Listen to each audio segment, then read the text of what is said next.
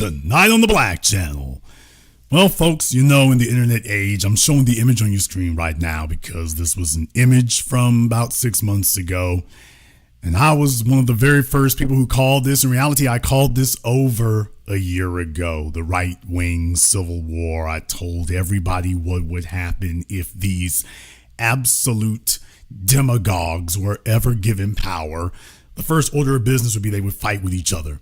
So while the Democrats tried to scare and fearmonger all of you into believing the worst thing that could happen would be Republicans getting elected, if you all remember, I've never changed a syllable that I've said and about what it would mean. And here we are. And let me tell you, it was nice a few months ago. Oh man, a few months ago, that was the polite version of all of this. Oh, it's gotten way damn worse since then. It's gotten way worse. And this week, everybody's talking about it. Of course, if you were tuned into me all this time, you knew about it way before now. Where should I start? Where should I start? I guess I should start right about here. Candace Owens. Won't have too much to say about her tonight, but of course she is at the epicenter of all of this because let me tell you, I mean, she's the coon that made good out of all of this. She has eclipsed Ben Shapiro. She has eclipsed Tucker Carlson. She's the biggest thing rolling out there right now, and she is using it for every inch that it is worth. She's dominating the conversation.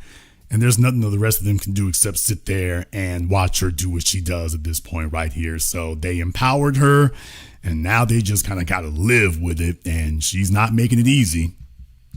But I'm not going to start there. I just wanted to show you that she's in the middle of all this. She was showing some clips, and there's some clips from here. So Megan Ku Klux Kelly had an opportunity to sit down with Tucker Carlson recently. Now, to catch you all up, you all are aware, if you've been listening to me and whatnot, that Tucker interviewed Nick Fuentes on his YouTube show here a couple weeks ago. He interviewed Nick Fuentes, and this is after these two called each other FBI agents, and Nick Fuentes insulted his dad and called his dad a fed and this, that, and the other. And oh boy, I'm telling you, white supremacy was just going at it hammer and tong over there. And then next thing you know, Tucker has an interview with Nick Fuentes. And if you were stupid enough or silly enough to think that it was going to be some, grenade lobbing fest when those two got together, that's exactly what did not happen. It was the points of commonality that they focused on and have been focused on ever since. And boy, oh boy, that has completely set off I guess the real word would be what the Israeli Zionist right wing in American politics. Everybody who's on that side of it. Nick Fuentes was perfectly fine by all of them when he was being a Nazi against black people. Nobody had a problem with Tucker Carlson being a white supremacist Nazi against black people. It was only once they expanded it to the non-whites, or you're not really white enough. Now, all of a sudden, they're talking about Tucker Carlson as the worst racist there ever was, when in reality, I'm like, well, this is what we've been saying this whole time, but you all were cool with it because he was attacking us. So you all look like villains of the same feather as far as we're concerned. So in any case, Megan Anorexic Ku Klux Kelly is sitting, aka Blonde Skeletor, is sitting up here, and she was talking to Tucker Carlson. And she made the mistake of trying to play peacemaker in here because there just isn't going to be any. So we're going to go ahead and review this. And by the way, fair use, Megan Ku Klux Kelly, fair use here. Suck on it and love it. He said, if they kill me, it'll be like an Agatha guards. He said on the Daily Wire not long ago, and I think it was a great line. He said, if they kill Matt Walsh, God forbid, everybody will know who did it. Some crazed leftist. He said, if they kill me, it'll be like an Agatha Christie novel, like a mystery, where they won't know. Could be alt-right, could be far left. Like, he's got a lot of haters.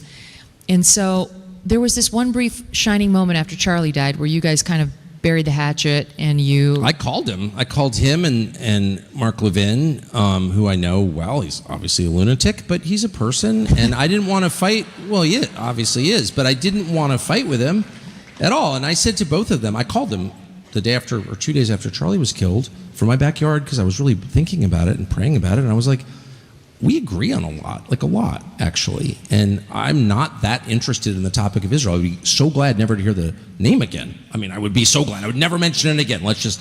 I'm not for more forever wars. Let's just stop that pressure, and I'll never mention it again. I'll never think about it again.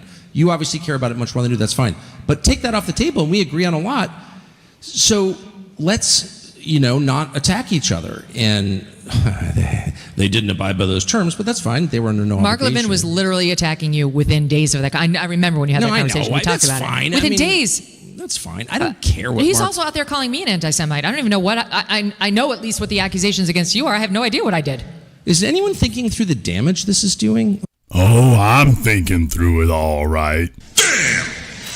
Damn is in damage. Yeah, Tucker, there are some of us over here who made these calculations years ago, who predicted to the world exactly how the events would unfold once Donald J. Trump was reelected. And while the Democrats attempted to fearmonger and frighten people and tell them how terrible it was being, I told everybody this was going to be a chess move, only I'm going to tell you all what's going to happen. And I told all of you that they would break down into civil war with each other as soon as he got elected. I told they break down civil war, and I said that between Vivek and Elon, they would be the first to go. We've already covered that here on the program. I've already substantiated that. Over a year ago, the Democrats got everything completely wrong, but then again, they were just propagandizing because they already knew all of this. Their job was just to scare you and tell you the sky was going to fall if you didn't support everything that they did to destroy you.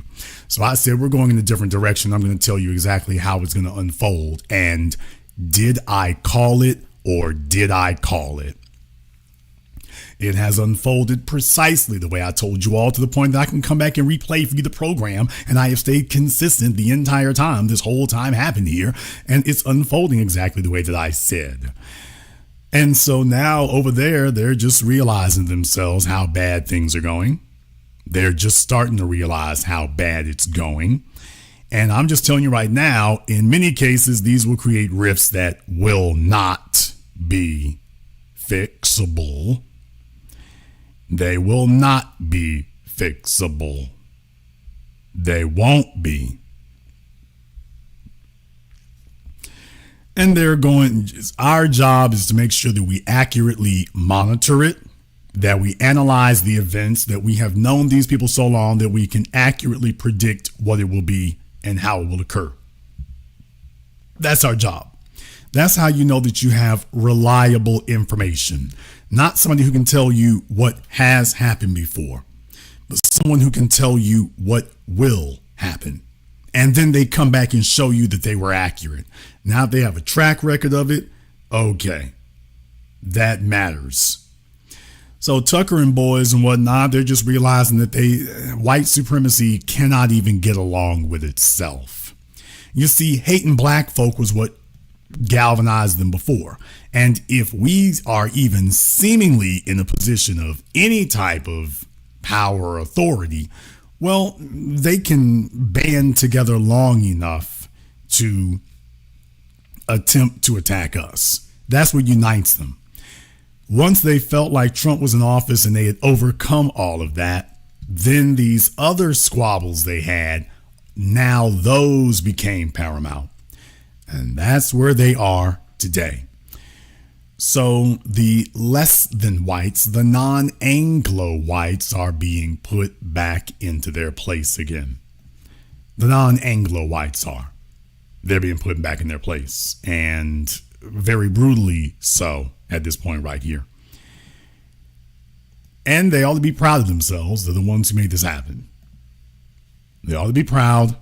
They're the ones that made it happen. So Tucker is having some reflection here, but I'm just letting you know, that's not going to go as smoothly as you tell yourself here, Tucky. He's also out there calling me an anti-Semite. I don't even know what I know at least what the accusations against you are. I have no idea what I did. With Megyn Kelly, here's the other thing. Right-wingers are all pathological liars. And what they're doing is they're just going around accusing each other of things because they're trying to tuck each other into line and yank the leash on each other. So where Megyn Kelly is concerned, Mark Levin comes and yanks the leash on her. So folks, this is a free-for-all. This is a battle royal. It's absolute bedlam. It's a free for all. It's all against all. And there's no honor among any of these degenerate thieves. Anyone thinking through the damage this is doing, like downstream? I don't think that Levin, again, there are things that Levin says that I agree with completely. Okay, but Mark Levin, enough about him, because he's truly, I mean, Mark Levin, you're like, oh, Mark Levin's angry again. What a shock. But is there any way that you and Ben Shapiro can actually find your way to détente? I'm not against Ben Shapiro. He did like a 40-minute thing yesterday calling me dangerous and all this stuff. It's like, I didn't watch it because why? But I got a lot of texts about it, and it's like, I don't think Ben Shapiro is driving a lot of this stuff. I don't consider him like the world's greatest force for evil. I don't feel that way at all. I don't actually think about him ever. So I'm not attacking him. I saw him at Charlie's memorial service backstage. It was totally nice, and he looked a little uncomfortable, but I wasn't uncomfortable. I'm like a lunatic. I was like prattling on and telling obscene jokes and all this stuff, and he was totally nice. A little appalled, but nice. And so I don't want to have a war with Ben Shapiro. I don't know does he really think that me doing an interview in which I explained that anti-Semitism is wrong to one of the lead purveyors of anti-Semitism, that somehow makes me a Nazi? Like, what is the argument here? I'm going to ask him tomorrow night. No, but I don't even understand what the argument is. All I know is that the right, and I've been on the right. Don't worry, we're going to come back to that when she says she's going to talk to Ben. Oh, we got that one too. Since before Ben was born, is acting like the left. I understand what the argument is. All I know is that the right, and I've been on the right since before Ben was born, is acting like the left in such an amazingly precise way that I'm like, what the hell is going on? Mm-hmm. And I tell you this, I'm against that. I was against it when the left did it. I'm against censorship. I'm against identity politics, no matter who does it. The problem is you white supremacist hate mongers. As I have always said, I called it, which is why I was able to call it years ago, which is why I called it last year, and which is why it has unfolded and executed exactly the way I said. The only thing that unites you hateful, diseased insects is hate. That's the only thing you can actually agree on. And the only way that you've been able to galvanize it is by giving yourselves a common enemy. So as long as you all can get galvanized around the common enemy of the Negroes, well, then you can be a useful force of idiots moving in unison. The worst thing that ever happened to you was when you thought you had won. Once that occurred and the Negro threat has been neutralized, well, you have to find something new to unite around. And as I always told you, you will find it all right. You will find a new enemy. Each other. And that's exactly what you've done. So there are no small or minor differences anymore among you. Everything is of global significance. Everything is cataclysmic. There can only be one. And now you're going around trying to unite by yanking each other in line. Exactly what I said you were going to do. The real issue here is that, of course, ideally, we would like for them to go at each other so severely that there is no way to repair it. And then I've shown all of you what a real chess move looks like. Period. Because that violates my principles, and I'll never be on board with that. I don't care if my own kids run for office. If they engage in censorship and identity politics, I'm out. If it's all about their tribe, if this is about whose ever tribe, we're done. This has to be about our common Americanness. We're all American citizens. And if our politics is not about that, it can't continue. Okay, of course, this is Tucker Carlson, white supremacist liar with the turkey neck. He's only speaking about Anglos, because everybody else, you're not real Americans. That when they talk about Western culture, we covered this last week. When Tucker Carlson and Ben Shapiro refer to Western culture, they mean white.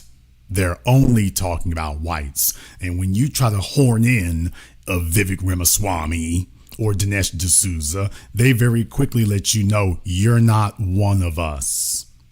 So you see, it is impossible for you to galvanize around America the way that he says to, because if you're not white, well, you're not really an American. So now that he's sitting in front of folk there, don't let him fool you with that talk. If you're not white, he's not referring to you. Period. Did you know gold? Tell me why Megyn Kelly is looking like a peppermint stick. Damn! She's looking like a stick of big red chewing gum. All right. So that was Megyn Kelly talking to Tucker Carlson. And he's letting, by the way, in case y'all didn't notice in there, that was not Tucker appealing to reconciliation, by the way. Just thought I would let you all know. That wasn't Tucker Carlson appealing to reconciliation. You didn't act, that's not what you all actually just heard. You just heard him repeating whatever his principles were about things and attempting to tell you that, oh, this isn't worth fighting over this, that, and the other. Yeah, but I want you to understand, that wasn't in case y'all didn't notice it, there wasn't any words of reconciliation in there. He did not say that me and Ben need to talk. He did not say we need to work this out. He didn't say we must. He just said what's wrong for people to do. But in case you didn't notice, don't be tricked there, people. I listened to what he just said. Yeah, Megyn asked about you all declaring détente. And that's not what Tucker just said. No, actually, Tucker didn't give a road to that. And then when you find out what you're going to hear here next, it actually makes sense, because then Megyn goes off and talks to Jewish white supremacist archfiend and really Jewish Nazi in reference to black people, Ben Shapiro. And, well, old Ben is very upset about a few things here. Now, I'm going to go ahead and play this part here. This is a longer clip. I'm not going to play the whole thing, just the parts that really need to be heard here. So she brings on Ben Shapiro like she just told Tucker she was going to do. Okay, well, this is what happened. She talked to Ben. By the way, as you can see, the arrangements and everything are the same because these are turning point events. So Turning Points USA is still trying to do their thing. And so you can even see the floral arrangements are the same. So, okay. They had Tucker, now they got Ben, and here's how it goes here. What he was saying about Ben. So you and I have talked about Nick Fuentes many times over the years in our many appearances together, and that's how I knew about him, because he was saying absolutely terrible things about you. And I am going to show a video, please forgive me, of one of my first introductions to this guy, Nick Fuentes, and what he was saying about Ben. This is a video of him showing himself playing Grand Theft Auto, right? A video game where you shoot people, and he's pretending that this character in the video is Ben. Let's watch.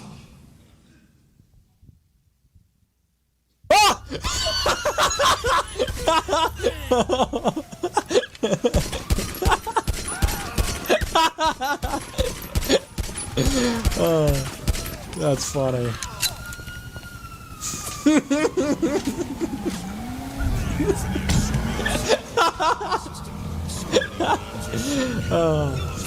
Oh, that's funny. Yeah, that makes me laugh and laugh. That's a funny one. What a chance encounter that was. I think I just saw Ben Shapiro. And it goes on. It goes on. Okay, I mean, they didn't have a problem with this when Nick Fuentes is calling black folk niggers and things. I mean, it was never a problem before now. It was never an issue. So now it's an issue. Well, Jason, Ben Shapiro's had a problem with Nick Fuentes for a while. Yeah, but not because of racism. Not because of that. You've never heard Ben Shapiro call him out for all the stuff he said about black folk. Ben Shapiro has been fine with that. He's been fine with that. So, yeah, we can't take you seriously. I mean, I would hate for people to believe that the Nick Fuentes sort of, my problems with Nick Fuentes are about me, because they really are not. They are about the fact that Nick Fuentes is a truly horrifying person who believes truly horrifying things. I mean, again, there is a reason why Charlie Kirk despised him. There is a reason why every mainstream political commentator has been highly critical of him. It's the reason why these are not arguments. This is not a person who's making arguments. He is a Hitler-loving troll, and I say that advisedly. He literally says on his show that he loves Adolf Hitler. Okay, so the reason this has come up in recent weeks is because Tucker, your guest last night, decided to have him on last week and to completely gloss him, in my opinion. And you can make up your own opinion as to what you think Tucker was doing during that interview, but I know what it looks like when Tucker Carlson decides to be an aggressive interviewer, when he decides to ask difficult questions of people. Tucker is eminently capable of doing that, and he did it to Ted Cruz quite thoroughly. But he decided for any number of reasons, and I try not to attribute motivations to people, that he was going to treat Fuentes with kid gloves, that he was going to not ask him about any of the things that I've just mentioned, literally any of them, and to essentially normalize Fuentes, act as a sort of gateway drug, or as what I've called Tucker, as an ideological launderer of bad ideas over the last couple of years. And this is not... Oh, man. So now Tucker Carlson is an ideological launderer of bad ideas. See, when I mentioned this months ago, when I did this program, y'all remember there were some clownish MAGA moron trolls who were in the chat talking about, there's no civil war, LOL. There's no civil war. There's no right-wing civil war, LOL. Can't find none of them now, can you? So you got to understand, that's what the internet is. The internet is this place where people try to influence you while seeming not to. So when people jump into the chat room, they're hoping that the host won't see them. They're hoping that I won't see them. They're really hoping to influence all of you. There are thousands and thousands of you watching right now. And so when folk post in the chat room, just remember, I'm not their target, you are. And they're hoping that they can influence you, even if peripherally. So they'll just come and they'll just lie, and they'll lie through their teeth. And this is why I keep doing this week after week, so that we can catch up on these things. And I come show you, by the way, hey, the folks who said there was no right-wing civil war, can you find any of them today? Oh, they were lying then, and now they're cowards now, because, yeah, it's sure as hell. I called this a year ago. I told you what was going to happen before they started sniping at each other. I specifically told you about the Jewish end of it, because when you took a look at the Mark Dices and whatnot, it was very clear where they were going to go. So I called this over a year ago and said exactly who the parties would be and who would break down and what they would be fighting over and how bad it would get. And there were folks who on the racist right who were hoping it wouldn't deteriorate in that manner, and were hoping that they could speak against it and it would just blow over and everybody would go back and play nice. Nah, the beef is on. The beef is on. That's just it. The beef is on, and ain't nothing you can do about it. So, yeah, man. Now, old Shrimp Shapiro is going to try to drag Megan into this, of course, because that's what they do. But, yeah, he's already venting about Tucker, and it only gets worse. Coming from a place of animus for Tucker on a personal level. I've known Tucker for a very long time. Tucker and I, whenever we're in personal situations, we get along great. I think I saw that Tucker talked about how we were at Charlie's memorial in the vice president's box together, and he's correct. I mean, we saw each other, we said hello, we talked, it was very friendly, and all of that. And it's also true that a couple of days after Charlie's murder, he reached out and he called me and he said, listen, I know that we're at odds, and we've been at odds for a number of reasons, mainly political. I mean, again, on a personal level, I'd go fishing with Tucker anytime.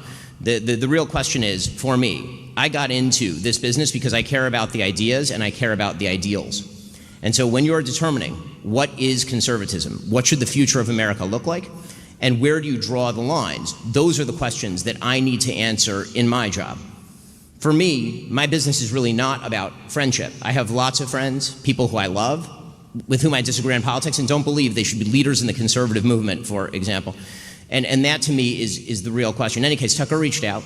He said, we've had a bunch of disagreements, and what if we could put those aside and align toward the DSA in particular, is what he mentioned.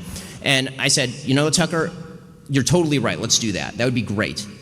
In fact, the TSA? The DSA, the Democratic Socialists Why of the America. TSA? How did that bring you together? The Democratic Socialists of America. And the reason No, I'm that taking, I know. Yes, and the reason that I'm taking out TSA my only phone divides people.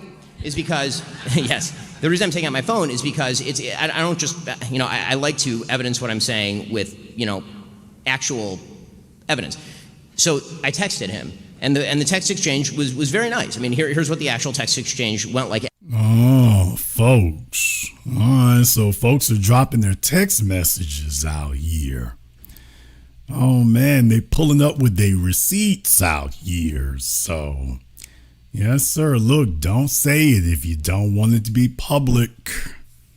I've been doing that for a while, by the way. So, just remember, there's a lot of folks out there who are depending on other people not to say anything, But, yeah, what you find out is don't say it if you don't want it to be public here. You never know when some of these folks from different cultures are going to throw your business out there. Is because, yes, the reason I'm taking out my phone is because I don't just, I like to evidence what I'm saying with, actual evidence.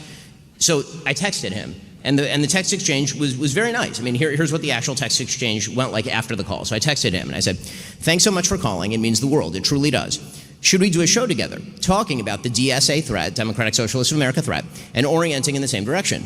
Happy to do whatever it takes to bring everyone back together for the fight that matters." And Tucker then wrote back, "Thanks, man. I appreciate it. I'm going to spend the next week or two thinking about how to be most effective. The country is clearly on the brink." I reached out repeatedly after that. Nothing happened. And again, I thought it was a good idea at the time. I think I felt differently after I saw what he did with Nick Fuentes, and after he proceeded, in my opinion, to spend the subsequent weeks doing literally nothing to fight the left. I say this with sadness because Tucker used to be, I think, a deeply important part of the conservative push to win. The number of times that Tucker Carlson has mentioned Zohran Mamdani since October 5th on his show is once. And it was in the context of Marjorie Taylor Greene and Tucker Carlson talking about the appeal of Zohran Mamdani. Just by way of contrast, not because I'm a perfect representative here, but because you've talked about Zohran Mamdani a lot. A lot of us have. Since October 5th, I did 17 separate shows on Zohran Mamdani, including 4 in the last week before the election. Okay, because when you're orienting against the left, you really should orient against the left. When you're orienting against the left, okay, first of all, you have to understand with this kitten-voiced white supremacist Ben Shapiro. Folks, no one on the left, no one in New York City is waiting to hear from Ben Shapiro. There's no way to orient against the left in that manner. Who in New York City was saying, you know what, I was thinking about voting for Mamdani before I heard Ben Shapiro? Before I heard Tucker Carlson? Who in New York City is taking their political cues from Ben Shapiro or Tucker Carlson? So just like after Trump got elected and Ben Shapiro tried that scam that people called him out for, about talking about we need to pardon Derek Chauvin, and then was linking people to his website so basically he could make some money off of it for something that Trump couldn't even do. Trump can't pardon Derek Chauvin. He was convicted at the state level, so Trump can't do anything about that. But that didn't prevent Ben Shapiro, who is a lawyer, from trying to say something totally false to try to make some money for himself. So here he is back here again, showing what a used car salesman he is of lying. And when you talk about orienting against the left, well, he doesn't have any influence on the left. He doesn't have any influence. Hell, he's barely got any influence on the right, so far as we can tell lately. So when he talks about that, what the hell is he talking about? Because he has no influence. Tucker Carlson has more influence with, quote, the left now, at least nationally, because there are issues that he and the left both have common cause with. There are no issues that Ben and the left have common cause with. So why would Tucker need to orient with you? That would just be silly. Ben Shapiro's audience has been falling off now for over a year since he let Candace Owens go in his childish, pedantic, juvenile tantrum that ended up just destroying him in the Daily Wire. Yeah, we should take our marching orders from you. Tucker Carlson is up since I told y'all he left YouTube and he's trying to be on Twitter and trying to get his own website going. Man, forget that. Just go to YouTube, make it pop. He finally caught some sense, and Tucker Carlson is up. Candace Owens is way up. Ben is way down. And by the way, I want you all to understand that's what this is really about, people. This is really about what Ben just said, deciding who is going to steer the control of the direction of the conservative movement and the Republican Party. Yeah, this is about Ben Shapiro knocking off the competition. Folks, it's a power play. Please understand that's a power play. This is about knocking off the competition. 3 years ago, the Daily Wire was the big dog on the yard. They were bringing in dozens of millions of dollars a year. The Daily Wire was ascendant. It was the big dog on the yard. It had made a stable of right-wing heavy hitters. Back when they were on the come up, it gathered together a stable of right-wing heavy hitters. And they had all that money funneling in and flowing in to them. But then there started to get cracks in the wall. And then other folks, just like, when you have a music group or a rap group, other folks decided, hey, I'm going to put out my own solo album. And other folks put out their own solo stuff. Candace broke away. Brett Cooper broke away. Steven Crowder never even went. And the Daily Wire has been descending into not just irrelevancy, but some people are saying is going financially insolvent as a result of losing so much of their roster and not being able to replace them with viable alternatives. So what do? Well, the Daily Wire goes out and attacks them and whatnot. They tried to drag down the market value and the equity of these people, and it's not working. Ben Shapiro and the Daily Wire have been on the jihad against Candace Owens for over a year now. How's that going, folks? How's that going? How's that working out for them? Are they hurting Candace at all? Now they're going after Tucker Carlson. So I want you all to know what this is really about. This is about power. This is about who's going to be the most powerful and most influential, because you can't steer this thing if you're not the most powerful. So don't be deceived about what this is really about. This is really about who's going to have the most pull. And Ben Shapiro's deciding if he can dirty and smear people up, maybe he can get folks not to like them as if we're all in 6th grade or something. So that shows you the level of maturity. He doesn't just talk like a middle school girl. He is one.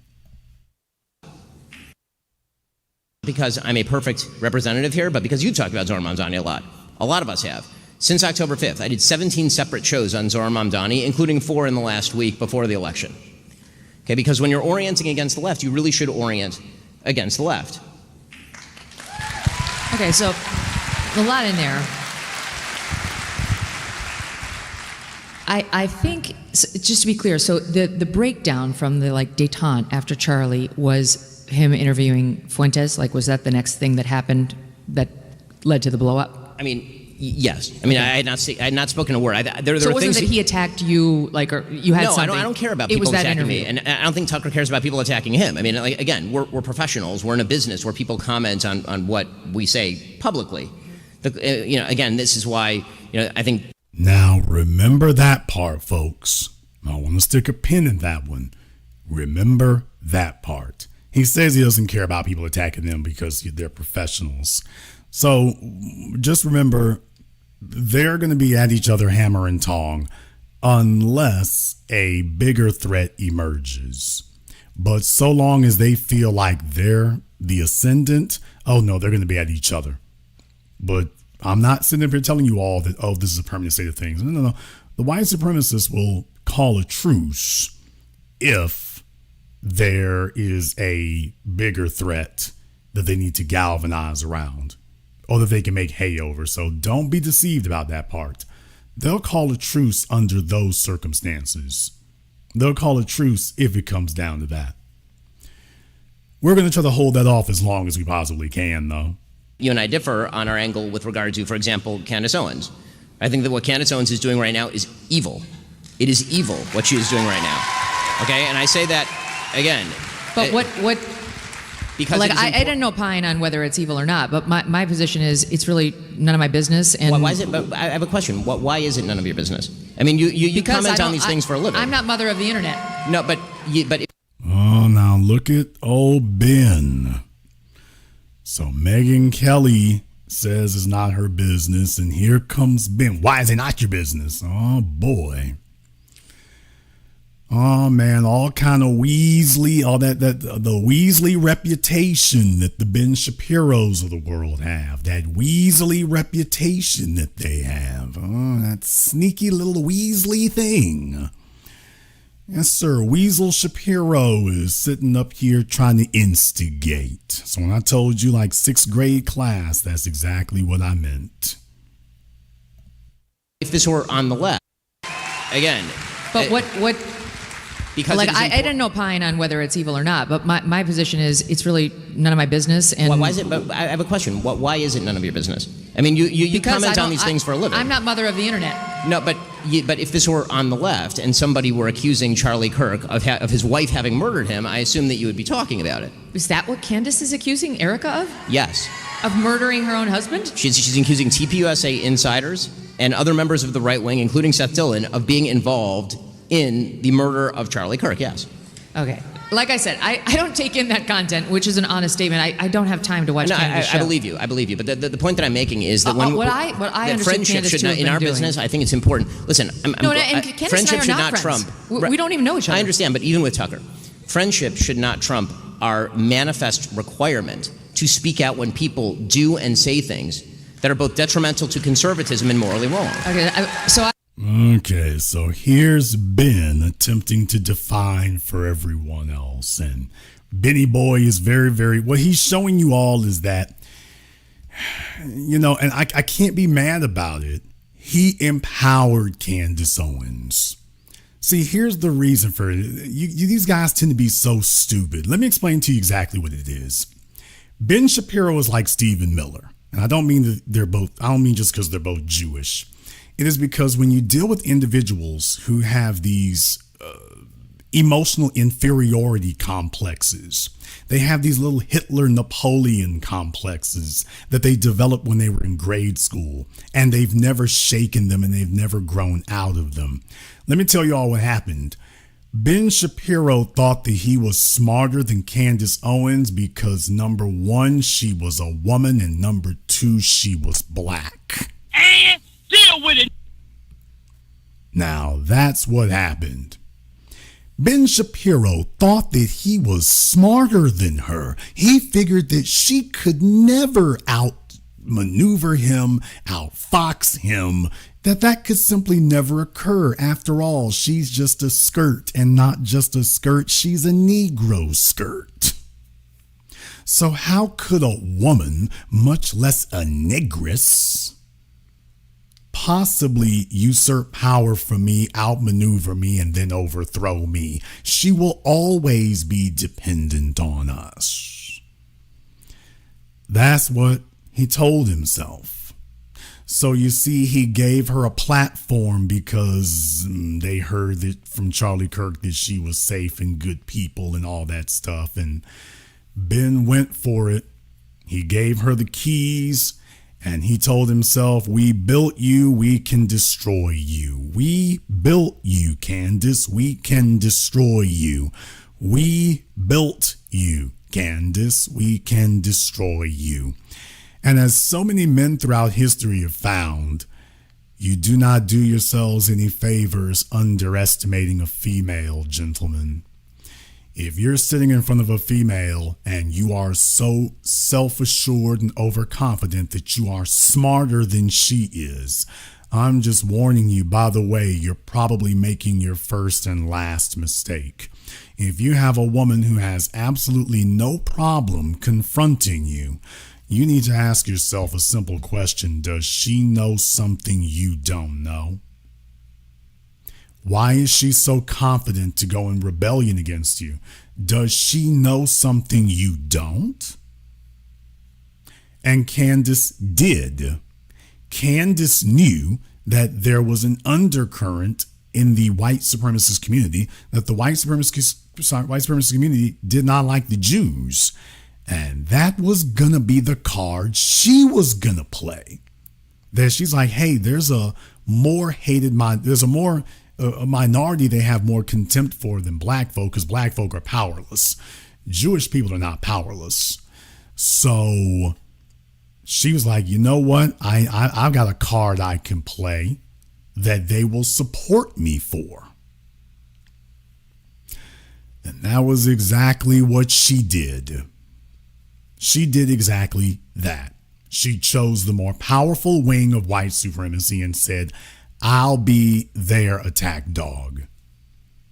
I'll say the stuff that they are afraid to say, or at least afraid to say publicly. I'll be their attack dog for that. And that will get me through the storm of the Ben Shapiros. And that's exactly what occurred.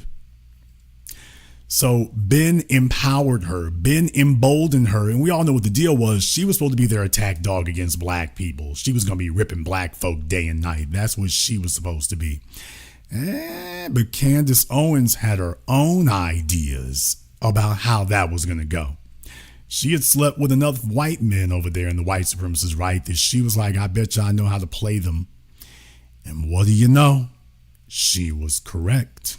Now, how long she can last, I don't know. It will not be permanent. I'm just telling you that right now. I've been saying this since day one. I stand by that. It won't be permanent. But boy, she's turned her second act into a franchise. She has turned her second act into a franchise. And Ben Shapiro looked up one day, and one of his star assets had now broken away, and she's more powerful than he is by light years. She's deciding his fate today. He's not deciding hers. And what he's really doing is he's sunken into a position of weakness. This is just a position of abject, pathetic weakness. People, let me tell y'all something. Let me explain something to you about public relations, about how powers works. Folks, when you're weak, when you're the underdog, that's actually a good position to be in, because you have room to grow and ascend. When you're on top, as the old Temptations Rick James song says, there's no place you can really go but down. But okay, when you have a chance to rebuild, you're supposed to make the most of that. You're supposed to make the most of that. You can't rebuild if you are if you're going to attack somebody, it needs to be somebody who can actually benefit you. Attacking Candace doesn't do that. Folks, you have to understand there's a difference between attacking someone and just sounding whiny. There's a difference between attacking someone and sounding whiny. Candace Owens makes numbers never mentioning Ben Shapiro. Ben Shapiro and the Daily Wire are like scorned ex-girlfriends. You're constantly mentioning Candace. Candace makes numbers and never has to mention you. You run around whining, and not just whining. You're not really attacking anything Candace is doing. You're telling everybody you all are booger heads if you like Candace. And it doesn't work that way. You spent years with her. She was great. She was better than vanilla ice cream when she worked for you. Now all of a sudden everything she does is wrong. But what is she doing differently today than she was then? Now everything she does is wrong. Everything wasn't wrong when she was working for you. So I want you all to understand something. If you find yourselves in a compromised position and you're taking a public relations hit or whatever because somebody else undermined you, please understand the biggest mistake you can make is to whine about them. You get up every day and it's about whining about them. You need to focus on your positives. If you are going to talk about them, do it one time, do it big so that you have everybody's attention, but you need to pivot from that, get their attention, say what you got to say about them, and then pivot it back to a reason for people to tune in just to see you on your strengths alone. Ben Shapiro and the Daily Wire have abjectly failed to do that in the last year. All they do is they get up and whine about what other people are saying, other people who are bigger than them in the movement now. And that's how those other folk got bigger than them in the movement. These other folk are making things happen, man. They're making things happen. When Candace Owens jumped on the Epstein files, Ben Shapiro could have jumped on the Epstein files too. When you saw that that was what the people wanted and that's what the people were interested in, Ben Shapiro could have jumped on it too. Ben Shapiro took the Jewish solidarity line with Jeffrey Epstein of all people and said, yep, nothing in the Epstein files. You all need to shut up and stop talking about it. Dude, you sealed your fate when you did that. Candace gave the people what they want, and you tried to tell the people they don't know what they want. So now you're whining because the person who gave the people what they want is succeeding, and now all you can do is whine about her. That, folks, whining about somebody who's beaten you doesn't help your position. That doesn't help you. The audience isn't tuning in to hear you whine about somebody else and talk about what you don't like about them. You got to have some positives of your own. So if you want to know what's fueling this, it's because the Daily Wire is losing tens of millions of dollars and Candace is picking it up. And yeah, they're on the way out and she's on the way up, and Tucker Carlson is right there with her, and everybody else who fabricates this, if they do execute it properly, they stand to gain too. And yeah, you guys are the old hotness. You are basically like a singing group that your prime is over. From here on in, now you're going to be going to a residency in Vegas if you can get that. Ben's very upset. He's very angry. He's very mad. Candace Owens was talking about that because, yeah, she was whining to, she was talking about the fact that Ben was what he said there.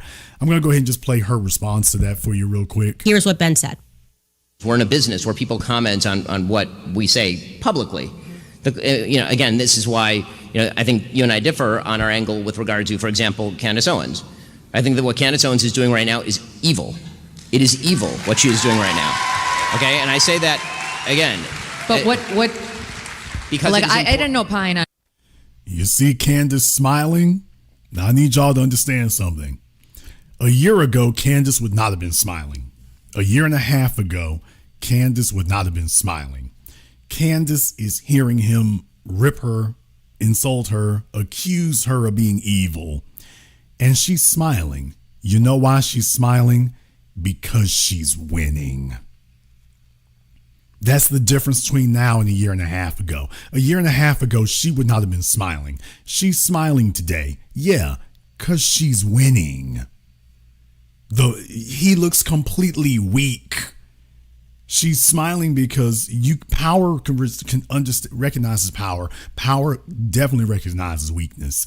And he just looks weak. This is not the language of empowerment he's giving. This is language of weakness and helplessness. And whether it's evil or not, but my position is it's really none of my business. And why is it? But I have a question. Why is it none of your business? I mean, you comment on these things for a living. I'm not mother of the internet. No, but if this were on the left and somebody were accusing Charlie Kirk of his wife having murdered him, I assume that you would be talking about it. So, folks, you don't sit up here and hide behind a woman's skirt, Ben. Damn! This is pathetic. You don't just sound like a girl. You're not even acting like a girl. You're acting like an infant baby. He's trying to get Megyn Kelly to be his defender. He's trying to egg Megyn Kelly on. A man's supposed to stand on his own. He's not supposed to be getting a female for backup. He's begging Megyn Kelly to be his backup. This is pathetic. What kind of fella sits up here and does this? You're not even a man. You're not even a boy. You're just an infant girl trying to call Megyn Kelly to back you up. What kind of man sits up here and goes and tries to pressure a female to back him up? He's like, well, Megyn, you need to speak on this too. Megyn ain't got to do a damn thing. If your point is so salient, you got the stage, you be the advocate for your own damn position. What do you need to egg Megyn Kelly on and then pressure her for? What do you got to do that for, man? Pathetic. So, of course, Candace looks like she pities him. It's like, this is pathetic. She knows full well you don't ever do this. A grown male, certainly not a man, a grown male hiding behind a damn near 60-year-old woman's skirt because he can't handle Candace on his own. No wonder she ain't scared of you. You Because comment I on don't- these things for a living. I'm not mother of the internet. No, but if this were on the left and somebody were accusing Charlie Kirk of his wife having murdered him, I assume that you would be talking about it. Is that what Candace is accusing Erica of? Yes. Of murdering her own husband? She's accusing TPUSA insiders and other members of the right wing, including Seth Dillon, of being involved in the murder of Charlie Kirk, yes. Okay, Ben, why are you bringing this up to Megyn Kelly? Just because you and Candace have an issue. This is the height of male weakness. This is some mean girl stuff. Ben Shapiro, I mean, his voice tells you immediately, completely devoid of anything even resembling masculinity. He's going to a female and whining about another female, and not what the other female did to the other female, but what the female did to him. He wants Megyn Kelly to get upset about something that Candace Owens did to him. He's tattling on Candace. He's upset because of what Candace did to him, not what Candace did to Megyn, what Candace did to him. And he's whining to Megyn about what Candace has done to him. And if he doesn't like Candace, he wants Megyn to not like Candace either. Who exactly is the masculine party, the masculinity that he represents? Who is married to this guy? Who's the female who this is her male representative? I'm going to let this play a little bit more here for Candace to go ahead and respond, because there's a reason. And by the way, you can see the expression on her face. Folks, does she look worried to you? You can see the expression on her face. Does she look the slightest? Does that look worried to any of you? Or does this look like bashfully bored? It's just, I don't even know how to respond to it because it just never happened. It's so crazy. He's not even anywhere near what's happened. Anybody who's watched this show, I actually was getting flack from my audience for not covering Erica's past or speaking about her parents. I said she gave one of the most consequential speeches, and I have focused my investigation on Turning Point USA and why they're telling certain lies. Seth Dillon, I told the truth that Seth Dillon lied about the Hamptons meeting and that he was pressuring Charlie about the topic of Israel. I never once accused Seth Dillon of murdering Charlie Kirk. So what's he actually doing here, right? Obviously, there's a lot of layers that we should peel back, and it's important that we do it. The least interesting part of this is the fact that he's lying through his teeth. That's implied he's a Zionist. But there's a lot more that's happening that meets the eye, because Ben Shapiro was effectively the final boss of the pro-Israel lobby. And it's because he never comes out and says what he means. He's kind of like more of a behind the scenes person. And we're now watching him come undone in real time, because no matter who you are in this age of digital media, it is simply not a good idea to lie through your teeth. Okay. Wrong time, 2025. Before you get the lie out, the internet is going to clock it, right? They're going to go back and be like, you lied. And when you do something like that, the blowback is going to be on you. They're going to go, actually, this now impacts your credibility. You said that Candace went out and said something about Erica. By the way, you hear the people in the background going, woo! I'm going to tell you what's happening there too. And you're going to see how this thing really works. Yeah, then she goes and starts dropping receipts about them. So, yeah, folks, she's just letting you know, Ben Shapiro was the final boss of the Israeli lobby. He was the final boss, and now she's bigger than him. And yeah, it's rough over there, man. It's rough over there. And here's the real issue. I want y'all to know, this is not a brush fire that's going to die down quickly. This is the new normal. This is the new normal. This is not a skirmish that's going to blow up and blow over quickly. Oh, no, no, no. This is going to keep rolling. This is going to keep going, because they've all got too many resources. See, when you're struggling for resources, you can't really fight for an extended period of time because you don't have the resources to fight with. But when you've got a significant amount of resources, oh, you can fight for a while. You can fight for a while. So that becomes problematic for you. You can fight for a while. So that's going to be a big issue for them. Big issue. Now, what do you do under those circumstances? What do you do?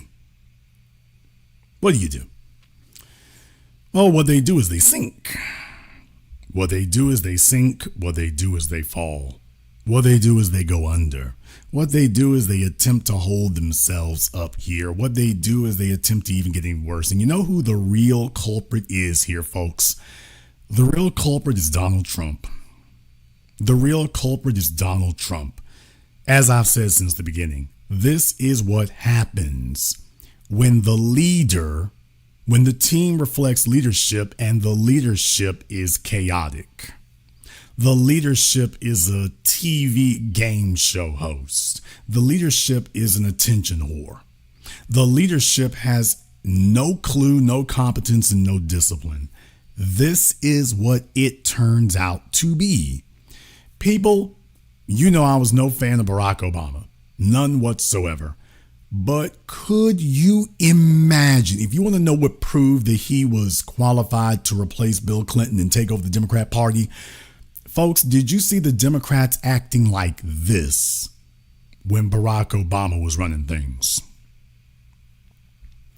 Did you see the Democrats acting like this when Obama was running the show?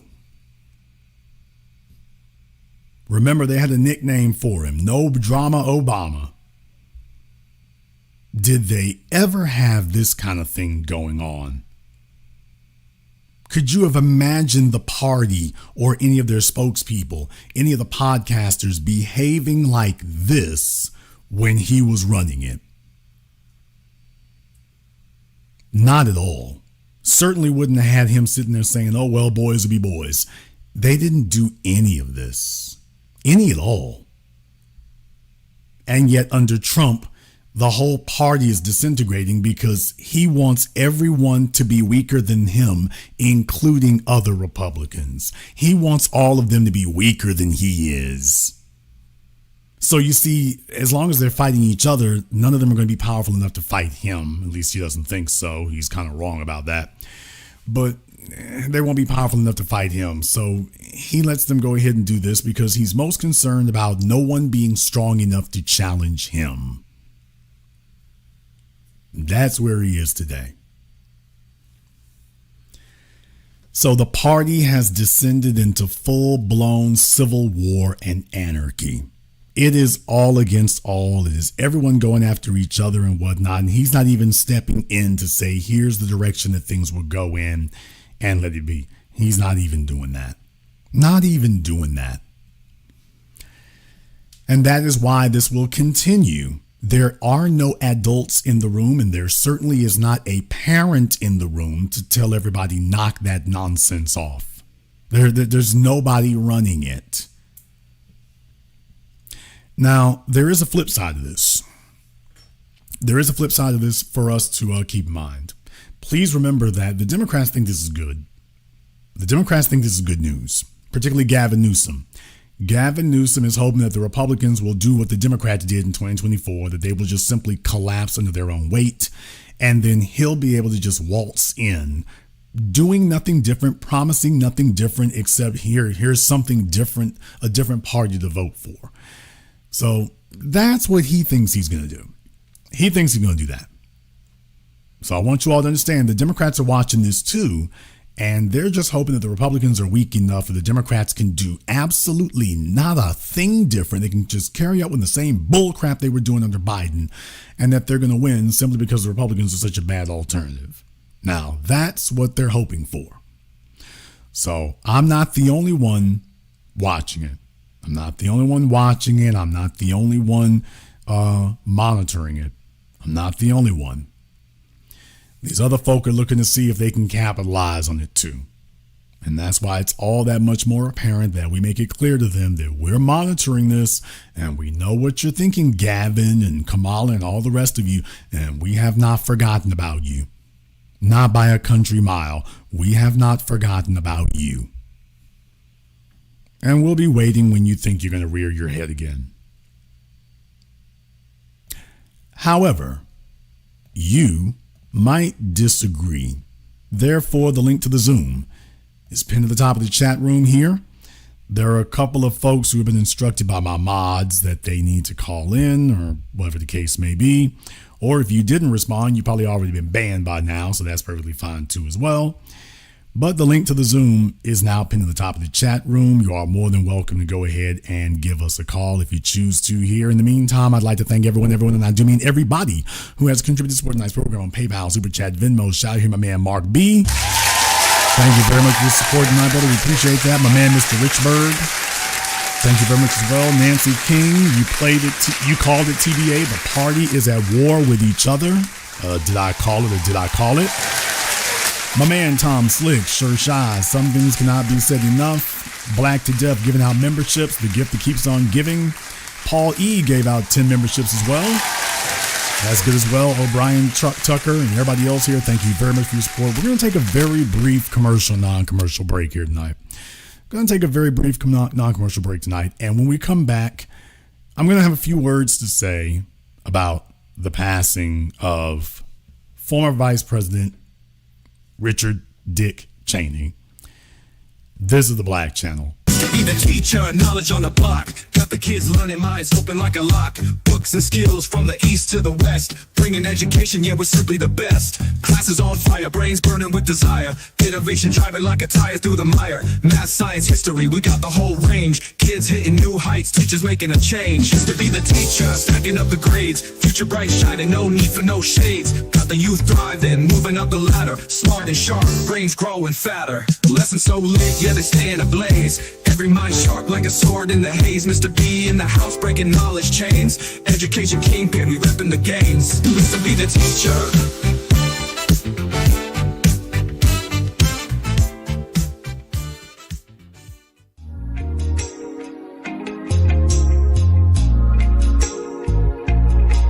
Order yours today to experience all the benefits of Ash Kickin' Body Butter. With skin so smooth and soft, you'll thank us for it. Shop Ash Kickin' online.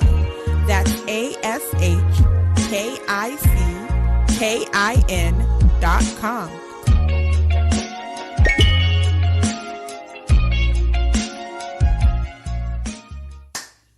Hi, this is Brenda Starr, creator of Poetry with a Purpose and author of the book Pressed But Not Crushed. Pressed But Not Crushed is an anthology of political poems that address current and historical issues in American descendants of slave population and African American population.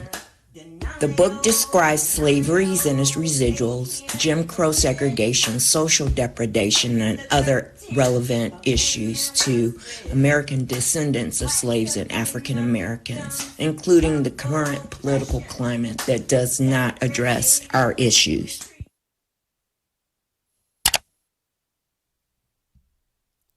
This is the Black Channel. I am your host, your brother, your humble servant, the Black Authority. Very glad to be with you all here this evening. And I'd like to address a few things here, just in the context of history, because it's important to do that. I know it has been a very long time, and I know that, and I get that, and that's not lost on me. But what is also not lost on me is making sure we keep things in their proper context. Earlier this week, we had heard about the death of Richard Cheney, former congressman, former vice president of the United States. Some nations don't have the ability to recognize their Nazis and their monsters within their lifetimes. Dick Cheney was an individual who was completely content and satisfied to be designated and vilified as a demon and a villain for the cause of perpetuating white supremacy and the American empire at the expense of millions of lives. Millions. We will always suspect that he had a role to play in the 9/11 terrorist attacks, either that he orchestrated them or he allowed them, or both. We are always going to remember Project for a New American Century, which was written years in advance, so that much was, you can't really say you didn't know there. But probably, perhaps, the most demonic thing about Dick Cheney was that when George W. Bush recruited Cheney to choose a vice president, Dick Cheney comes back and tells him, I've looked over all the candidates and I've decided that I'm the best person to run for vice president. And that began 8 years of Dick Cheney as president of the United States. Let's be clear about that. Dick Cheney was not the vice president of the United States. Dick Cheney was the president of the United States. He was running the United States from the vice president's office. And all the foreign policy decisions, all the really major stuff, that was all him. He had already planned to invade Iraq before they had even been elected president. 9/11 happens, and that just gave them greater cover. So they sent Colin Powell to the UN to tell the lie that Iraq was making nuclear weapons of mass destruction, when in fact they knew no such lie was occurring. Dick Cheney was a monster and a war criminal. But in my opinion, along with all of that, one of the worst aspects of it, maybe I won't say the worst, because if you were in Iraq or one of the countries they bombed, well, you got the worst of it. But this was a man who reveled. Go check out the videos. He reveled in people not liking him. He reveled in being a bad guy. Maybe it's because he had a defective heart. And I don't mean that metaphorically. Dick Cheney was born with a heart defect. So like he had a heart attack when he was in his 30s. So he had a bad heart. His heart was defective. And of course, he was elderly, and he wound up being on the list for a heart donor and a heart transplant. Now, usually doctors don't do that because it's like they usually want to give the hearts to younger people. Elderly Dick Cheney was able to get a heart transplant with no one really explaining how it is that he qualified for the medical guidelines. But okay. So Dick Cheney, and I can't say this enough, Dick Cheney, when we talk about the modern surveillance state, when we talk about the modern government surveillance state, that was Richard Cheney. There are a lot of you who were either children when 9/11 happened in 2001 or you were very young. Dick Cheney was the one who ushered in the era of mass surveillance. Dick Cheney was the one who ushered in the Patriot Act. Dick Cheney was the one who ushered in monitoring the internet in mass. Dick Cheney was the one who ushered in you have no private communication rights. He gave interviews at the time after 9/11. They used that crisis and milked it for everything it was worth. He said when the news reporters were telling him, what about our constitutional rights? He said the Constitution is not a suicide pact. If that sounds like Donald Trump, it should. But yeah, the Constitution matters only when they can use it to their advantage. As soon as they get in power, all of a sudden there is no Constitution. You have no rights. For black people, we've never had rights. Now they were telling white folk you don't have any either. You should have stopped them when they were infringing on our rights in black society. They never could have gotten to you had you kept protecting ours, by the way. Maybe the most frightening thing that Dick Cheney did, though, is that once you say the Constitution doesn't matter, and when questioned about it, he says so, Dick Cheney got together with his two lawyer henchmen, one named David Addington and his henchman, John Yoo. They were the ones who put together the torture memos. They were the ones who tried to put together legal rationales that the president has unitarian power anything and everything that says you don't have to go through the Constitution or the Congress. You can bypass the American people and the president can rule as a dictator. Well, it was Dick Cheney's lawyers, not George W. Bush's, not the elected president, the vice president. It was his legal people, specifically David Addington and John Yoo. They were the ones who first talked about unitarian power and that the president has all the authorities he needs to do whatever he needs to do. But they're also the ones who rationalized something that came to be called extraordinary rendition. Now, there's a mouthful for you. If you want to know why people hate lawyers, this is the reason that people despise lawyers. They came up with a phrase, extraordinary rendition. Well, when I say those words to you, that doesn't even mean anything. What the hell is extraordinary rendition? Rendering? What the hell? That was the name that they gave torture. Now, the only one that they talked about was so-called waterboarding, but let me be clear. The United States of America was torturing people. They were using electroshock nodes, drowning, sensory deprivation, locking people in rooms that were freezing, and I'm talking about 34 and 35 degrees. They were stripping them naked and throwing them basically in a freezer. They were doing it, and here's the thing, everybody talks about Guantanamo, but they weren't just doing it in Guantanamo. They were also contracting out to other countries because you see what they were doing was illegal. So they were saying, well, we're not even doing it on U.S. soil, not even on Guantanamo Bay. So they were doing it in Pakistan. They were doing it in Egypt. They were doing it in the Middle East. So they were outsourcing it to places where that kind of stuff is legal. That's what they were doing. They were not just doing lightweight stuff. This was full-blown Nazi Germany, Pol Pot, and the Khmer Rouge style torture.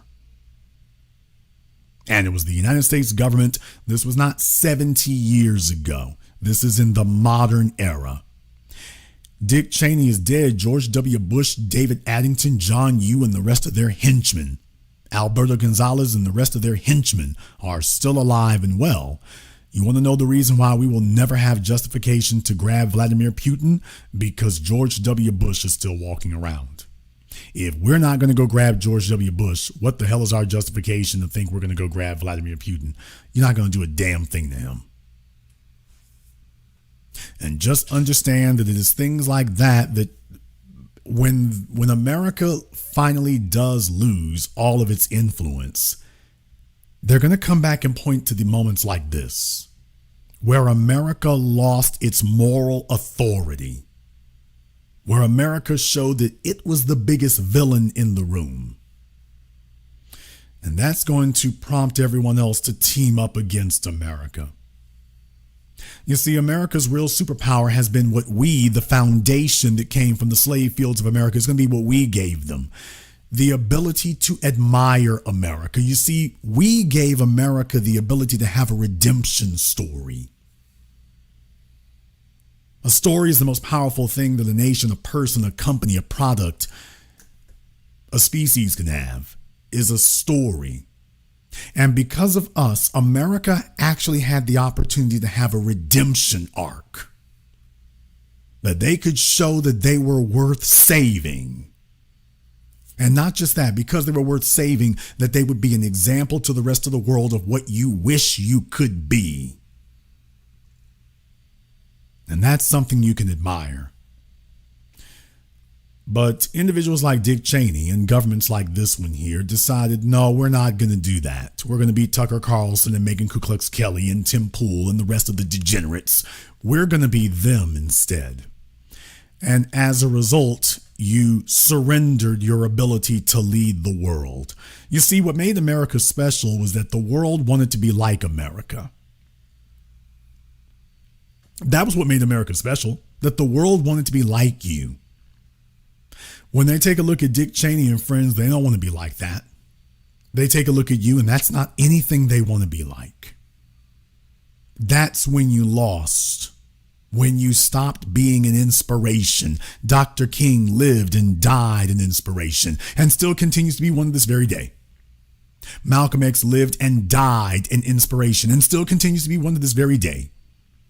Huey Newton and Fred Hampton, Frederick Douglass, Ida B. Wells, they lived and died an inspiration and continue to be one to this very day. That's how you capture the world, by having people want to be like you. That's how you do it, because they want to be like you. And if you fail at that, then they decide they don't want to be like you. That, as a matter of fact, you're everything they don't want to be. And if you want to know about how Americans became reviled in the modern era, this is why. Now, please understand, by the way, Dick Cheney got filthy rich. What? By the way, one more thing. He wasn't just doing it for ideology.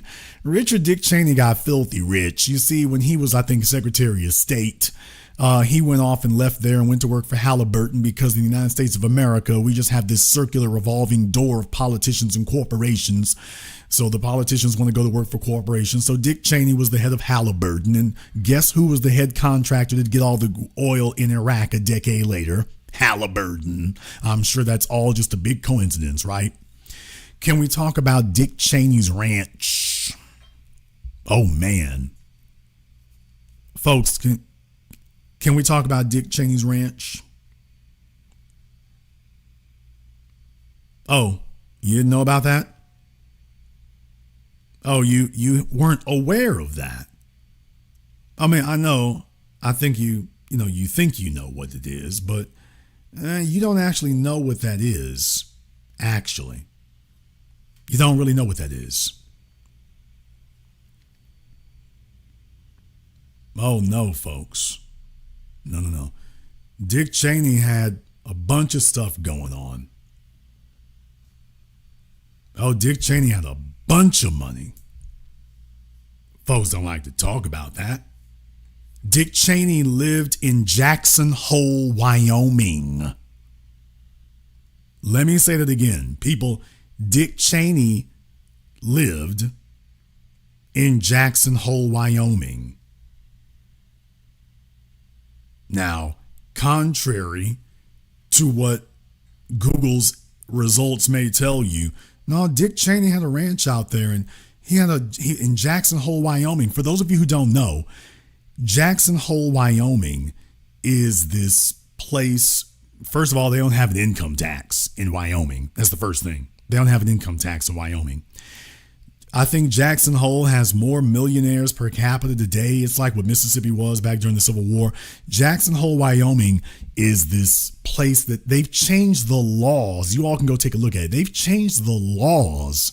Wyoming is basically this place where millionaires and billionaires have these huge enclaves out there. I know you never heard of it. And Jackson Hole is at the center of it. It's a place called Jackson Hole. You never thought a place called Hole would be one of the richest places on the planet. Jackson Hole, Wyoming is one of the wealthiest places on the planet. They've basically redone the airport specifically for the millionaires and billionaires that come through there. They don't actually have the volume of people, but they got the volume of wealth. And that's what they've done. So a place that most people would never think of. You think about Miami, you think about DC, you think about LA, you think about Beverly Hills, you think about New York, you think about Martha's Vineyard. Most people have never even heard of Jackson Hole, Wyoming. And yet it has this outrageous amount of rich people because they have these huge swaths of land. These people buy huge swaths of land, and then they have zoning that makes sure that you can't build anything near them. What? They got these huge swaths of land, and then they have the local zoning laws that make sure you can't build anything near them. And folks, we talk about ranches, I'm talking about tens of thousands of acres. I remember once reading that Dick Cheney had a 50,000 acre ranch. 50,000 acres, people. 50,000 acres. That's damn near a city. So while black folk tend to want to chase skyscrapers and beachfront, Your millionaires and billionaires, they want to be out in the wilderness. Think about that for a few moments. Well, that's what Dick Cheney could afford to do after all those wars and stealing all that money. That's what he was able to do.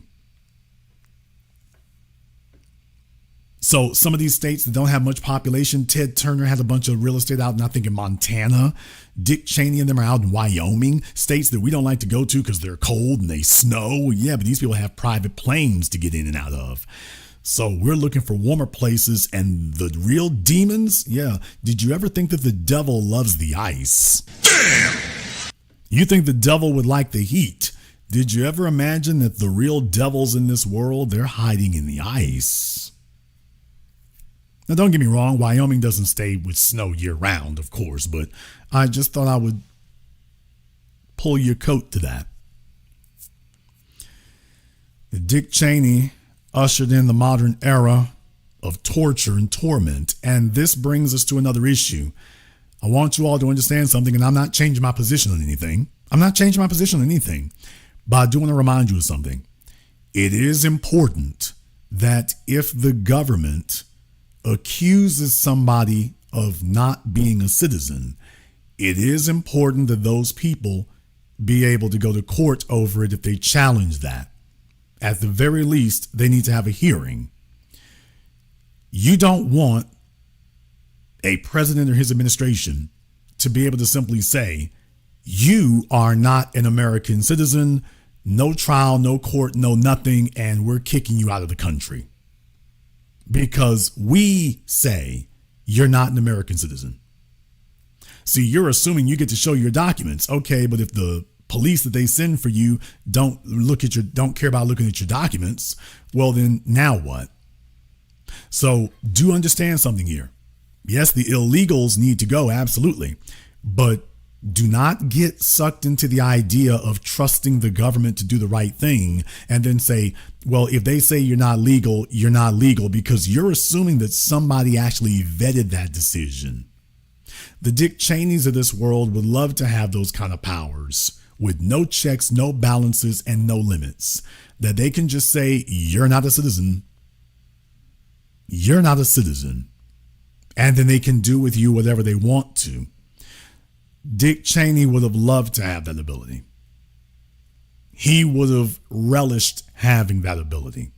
And there are people in power right now who want that. So recognize that Dick Cheney is a permanent reminder to us that you must keep your government in check.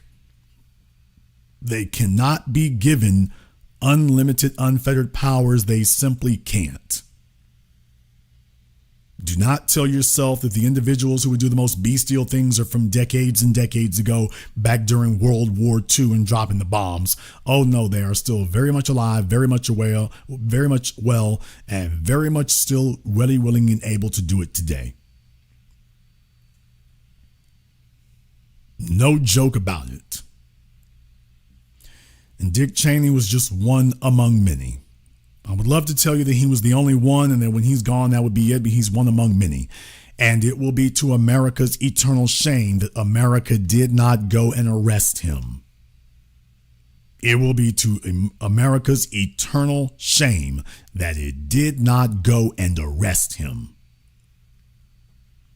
And just understand, they have no problem doing all these heinous things. They've got 24/7 bodyguards and technological equipment to protect them. When the planes dropped, notice the people who made the decisions that really deserved the punishment, they were nowhere around. The planes dropped on you and me. The planes dropped on the citizens. The planes dropped on the American people. It didn't drop on the politicians and the power brokers who actually made the decisions that upset these people. No, when it comes down on us. All the more reason that we must insist on punishing these people, because they are gambling that, well, we'll do all this heinous stuff, and if the heat does come down, it'll be you flunkies out there in the citizenry. You'll have to take the hit for it. If you think that we're safe when we allow them to do those things, you're wrong. If you think that you can allow them to do these things and get away with it, you are wrong. And eventually, at some point, there's going to be some folk over there who are like, you know what, screw it. If we're not going to be the only ones suffering. So Dick Cheney, if there is a hell, he will roast in it alongside Carolyn Bryant, if there is. And you all know me. I'm not the guy who goes around spitting on people's graves. I'm not the guy who does that. But Dick Cheney was a particular form of evil. And not just evil, he was like Nick Fuentes. He went around bragging about it. Go take a look at the interviews. He made jokes about it, talking about you're not like Darth Vader. That people shouldn't call you Darth Vader. That humanizes you. He made jokes about it. He thought that was funny. He thought that was endearing. He thought that was enhancement. Imagine somebody who's tortured your family, killed folk, because this is the part that nobody talks about. We had a bunch of people die from extraordinary rendition. There were a number of people who died as a result of being tortured. The United States government has worked long and hard to hide that. But there's a CIA agent, former CIA agent, Karaku, who's been all over YouTube and stuff. He's talked about this. He said, yeah, there were a bunch of people who died. The United States government has not said anything. They declassify it and everything else. They want to prevent you. But he said, for those of us who were there, yes, we watched people die. They talk about, Abu Zubaydah, and that he went into cardiac arrest and they had to revive him. But what they don't talk about is, well, that's the one that they revived. There were a bunch of others who died. There's a bunch of others who died. And if you think these other folk are going to let that go, you got another thought coming. And when these are allowed to be the representatives of a nation, just understand, Dr. King warned you, you cannot continue as a going concern when these are the representatives that you choose.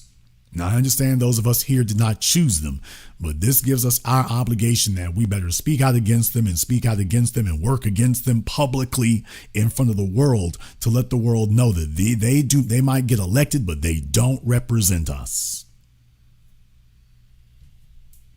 They might get elected, but they do not represent us, and we oppose them openly in front of the world. Let's go ahead and jump over here onto Zoom here right quick. Let's see if we can get Shakir up here on Zoom. All right, Shakir, where are you? All right, brother Shakir, where are you? I'm right here. All right, that's a little weird. All right, what's on your mind? Charlie Kirk and Nick Fuentes. Was there any space in their togetherness? Charlie Kirk and Nick Fuentes. Was there any space in their... I'm not sure quite what you mean by that. Well, I mean, they are both anti-black. But Charlie Kirk, he wanted it to seem like that he wasn't. And well, yeah, I mean, that's just part of his marketing push. We got plenty of stuff from Charlie Kirk being an outright white supremacist across the board. So Charlie Kirk needed to have plausible deniability. So he would say the white supremacist stuff, and then he would sprinkle in some other stuff there so that he could have statements to hide behind. But that only works in the places that were friendly to him. So Fox News would do that kind of mess as camouflage, but for everybody else, they weren't letting that go. But no, there was no difference between the two, except Charlie Kirk would say some phony statements to try to make it seem like, oh, well, I say this other stuff too. And Nick Fuentes was like, yeah, screw that. I ain't doing that. I don't need to have plausible deniability. We're just going to keep it straight up the middle. And one thing I wanted to ask you is lineage and nationality. They are two different things. But if you're going to call yourself, not you personally, but just generally speaking, if you're going to call yourself FBA, that means that your lineage and your nationality are inextricably linked on American soil. So is that a contradiction, or is that just the two things can be true at the same time? Okay, well, the thing is, ethnicity and nationality do run side by side. So there's plenty of okay, but ethnicity and nationality do run side by side. So these are all factors that can run concurrently: lineage, ethnicity, nationality. These run side by side. These run in parallel in many places. So that's not a new or novel thing. Now, you can be a transplant from some place that was historically, where you historically had a lineage or an ethnicity in a certain, because you are on planet Earth, so everybody's going to have a nationality of some kind. So yeah, I mean, you can have it from some of the places if you're transplanted, but these things can run in parallel. They can. Yeah, because the reason why I had thought about that is because that for so long we have been confused about who we are and our identity. Now, if we're FBA, that's pretty cool. But some people would say that people in IUIC, right, that they would claim that they are Israelites, but FBA would claim, well, some of those people are FBA. So is it possible to have two lineages? Okay, well, certainly, I mean, if you want to be biracial, I mean, I guess if a person wants to do that, my whole thing about that is, sure, you can say that, but who are you going to get to honor it? Which has been the whole thing I've said the whole time. I've been saying this for 2 decades. Biracial people, well, yeah, the reason why the I'm black and I'm white doesn't work, or I'm Asian and black doesn't work, is because who's honoring your Asianness? The Blasian kids go to Japan, they're not honoring your Japaneseness. So, I'm half black and half Irish. Who are the Irish who are honoring your Irishness? So all of that really applies to the extent that you can get somebody to honor it, and certainly for a government to honor it. There is no government that honors that. So they can call them, the problem with the Israelite thing or anybody else who has this stuff, I'm not at odds with them for their religious beliefs. But if you want to try to label that an ethnic thing, well, who's honoring it? You just declaring it, that doesn't make it a real thing. If it has to be honored by somebody for it to be a real thing. No, I get it. So in closing, I would just like to say, you call Ben Shapiro a weasel, but I think both Ben Shapiro and Stephen Miller are nothing but mice studying to be rats. I can't disagree with that.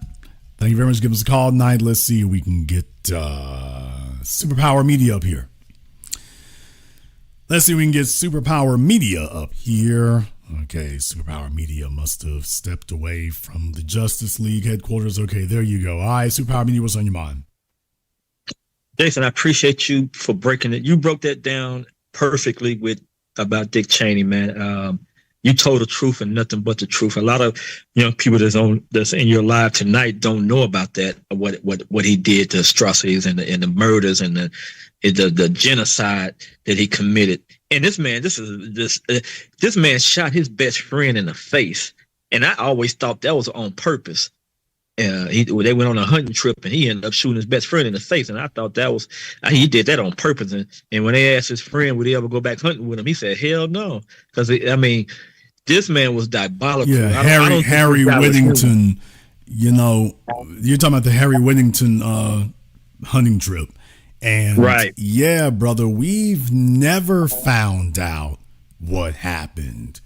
None of us, we've never found it out at all. We don't know what occurred to this very day.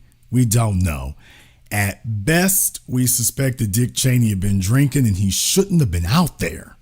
That's at best. I mean, at best, we heard rumors that he had been drinking. It's like, he shouldn't have been out there. He was too drunk to be doing this. He's on some Robert Baratheon. And he's, imagine Robert Baratheon with a shotgun. It's like, okay, your days are numbered if you're out there with him. Or at worst, that something else occurred. And I got to tell y'all, there have been a number of things like this. Jason, are you sure? Y'all, don't believe me. Brothers, this is why you have to have some historical perspective here. Don't believe me. You all can go look these things up for yourselves. Y'all remember when Barack Obama went somewhere and got a black eye? Remember, he was allegedly playing basketball with some friends. Yeah. And they said he got checked and he got a black eye. To all my folks in here, to the young people who weren't alive at the time or you're too young to remember, you can go Google everything I'm about to say. Barack Obama had a black eye under very mysterious circumstances.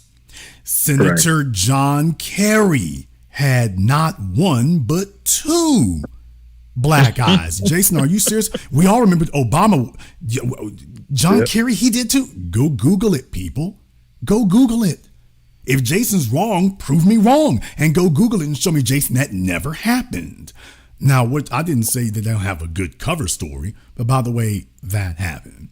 And then more recently, Elon Musk allegedly gets into it with the gay Secretary of the Treasury, Scott Bessent, and I guess Scott wanted to show him I might be gay, but I ain't no hoe. Because we all know Elon likes to get flip at the lip. And old Scott's like, look, I ain't them broke niggas, so we can get them up. And by the way, that's like the second or third person that Scott Bessent has threatened, by the way. Now we're hearing there's been like two other people that he's like, by the way, you can get what Elon got too. So, I mean, yeah, Scott's letting folks know anybody can get it. You can get it any day. You can get it any day. Look, we gangster bankers up in here. So, like I say, dude, there's a whole bunch of stuff that happens, man. Y'all thought about Epstein Island and wife swapping or grabbing girls and stuff. I'm like, man, oh no, they throwing blows up in here. And they got the nerve to talk to us. You know, it's just, are you kidding me? So when's the last time you seen us at the Black City Council with black eyes? So it ain't like that. But then they'll talk about us, you know, and what's that, Tiffany Hayward, you know, and that mess up there. And I'm like, okay, what about Elon Musk and Scott Bessent? You don't want me to give you the rundown because I can give you the rundown. You don't want to do that. So these guys make sure they don't have cameras around. That's all it is. But like I say, brother, there's a lot we don't know. If we actually really just sat down and thought, man, there is a lot we don't know. And also, Jason, with this civil war that's going on, I'm kind of concerned. I got white fatigue right now. I barricaded myself in my apartment, man. Hey, it's fit to get real. So let's say in a minute, this boils over into the streets, just like the rap beef. Just gonna get ugly. It's already got ugly this summer with the Charlie Kirk thing. If they keep on beefing, man, it's not the head people. It's gonna be the fans and the crew, the people behind the scenes. You know what I mean? So this could get real bloody. And it haven't even been a year yet. Like you said, I mean, you predicted this in the beginning of the year that there was going to be a civil war, and man, it's haven't even been a whole year yet. Well, it's certainly a civil war among the power brokers. It's not going to get down to the street level because what you have are two competing white interests. It would be so. What happened 4 years ago when we were in the streets, that was characterized as white versus black interests. So that's the reason why they were more motivated to get to the streets because we were already in the streets. We were already out there. You're not going to see that in this situation here. This is going to stay online. This is going to be more like rap beefs. It's going to be online. But that's because don't be deceived. These are two competing white interests. So in order for this to really blow up properly, it can't be white against white interests. Because remember, our goal is to dismantle white supremacy. This is not a situation where the goal is to dismantle white supremacy. They just want to determine who's going to run it, which is what Ben Shapiro sat there and said. This is really about who's going to run it, which is what I have always told you all. Now these other folks are forced to say the quiet part out loud for once, thank goodness. So all they're fighting over is who's going to run it. Who's going to hold the pie, the knife that slices the white supremacist cake. They're not fighting over should there be a cake.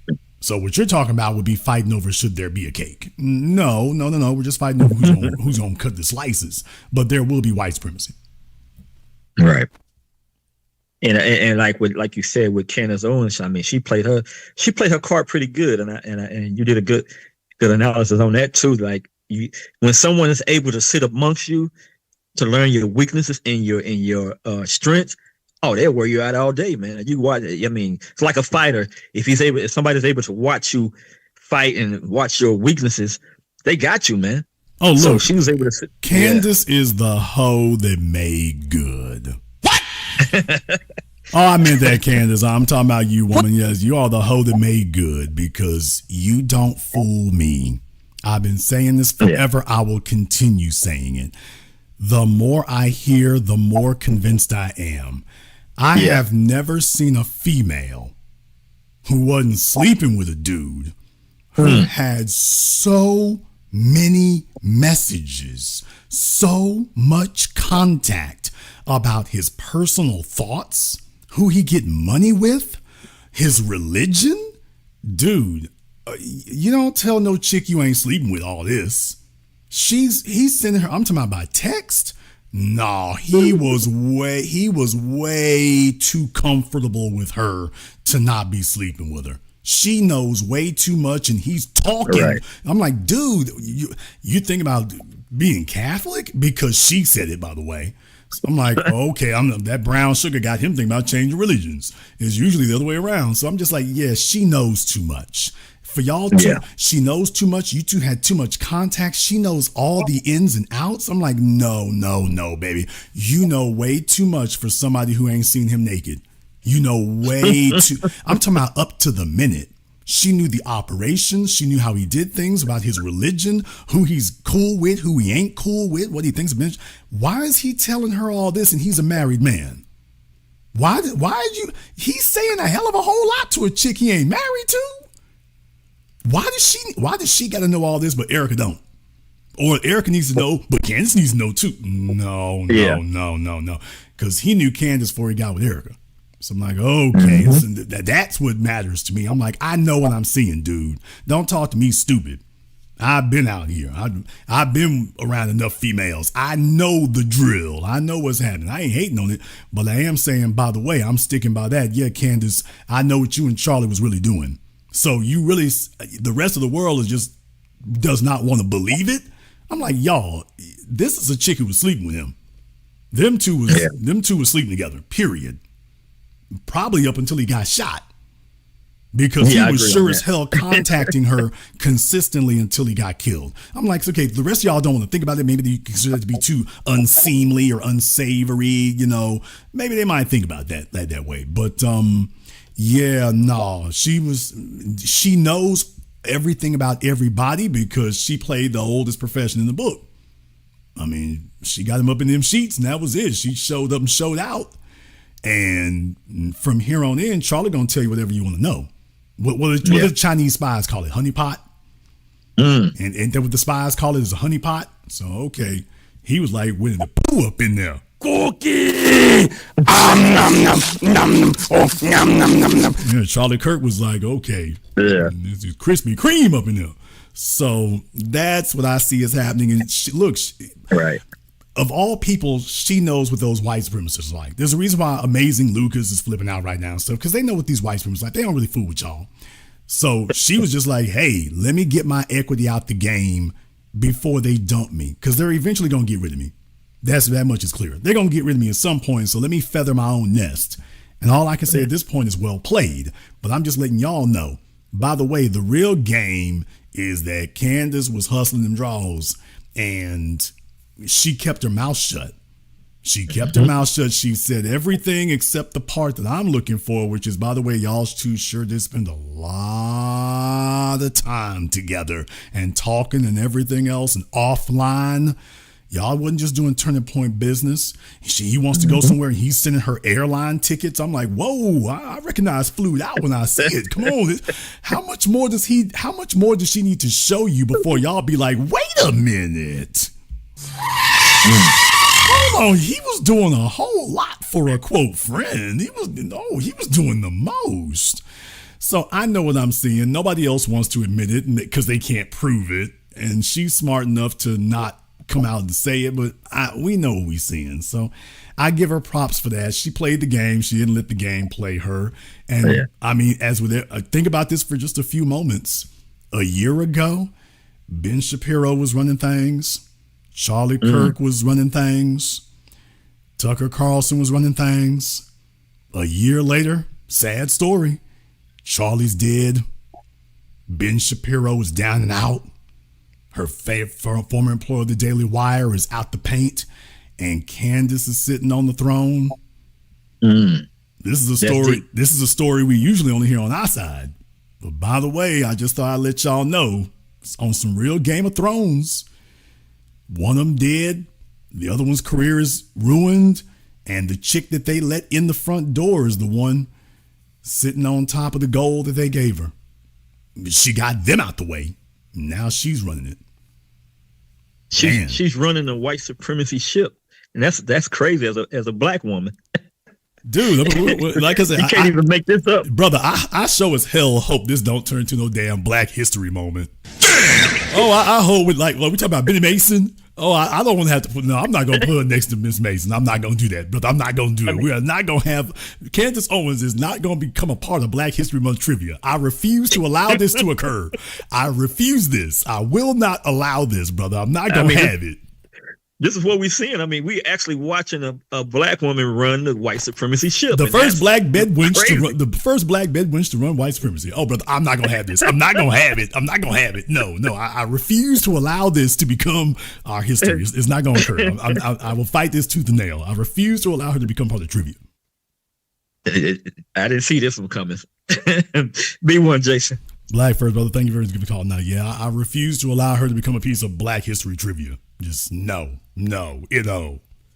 First black bed wench to run white supremacy. No. No, I see what you're doing. I'm not going to have it. Not going to have it.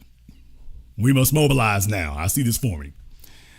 All right, let me see if we can get Rock up here on Zoom. Ooh, you are upside down. All right, Rock, what's on your mind?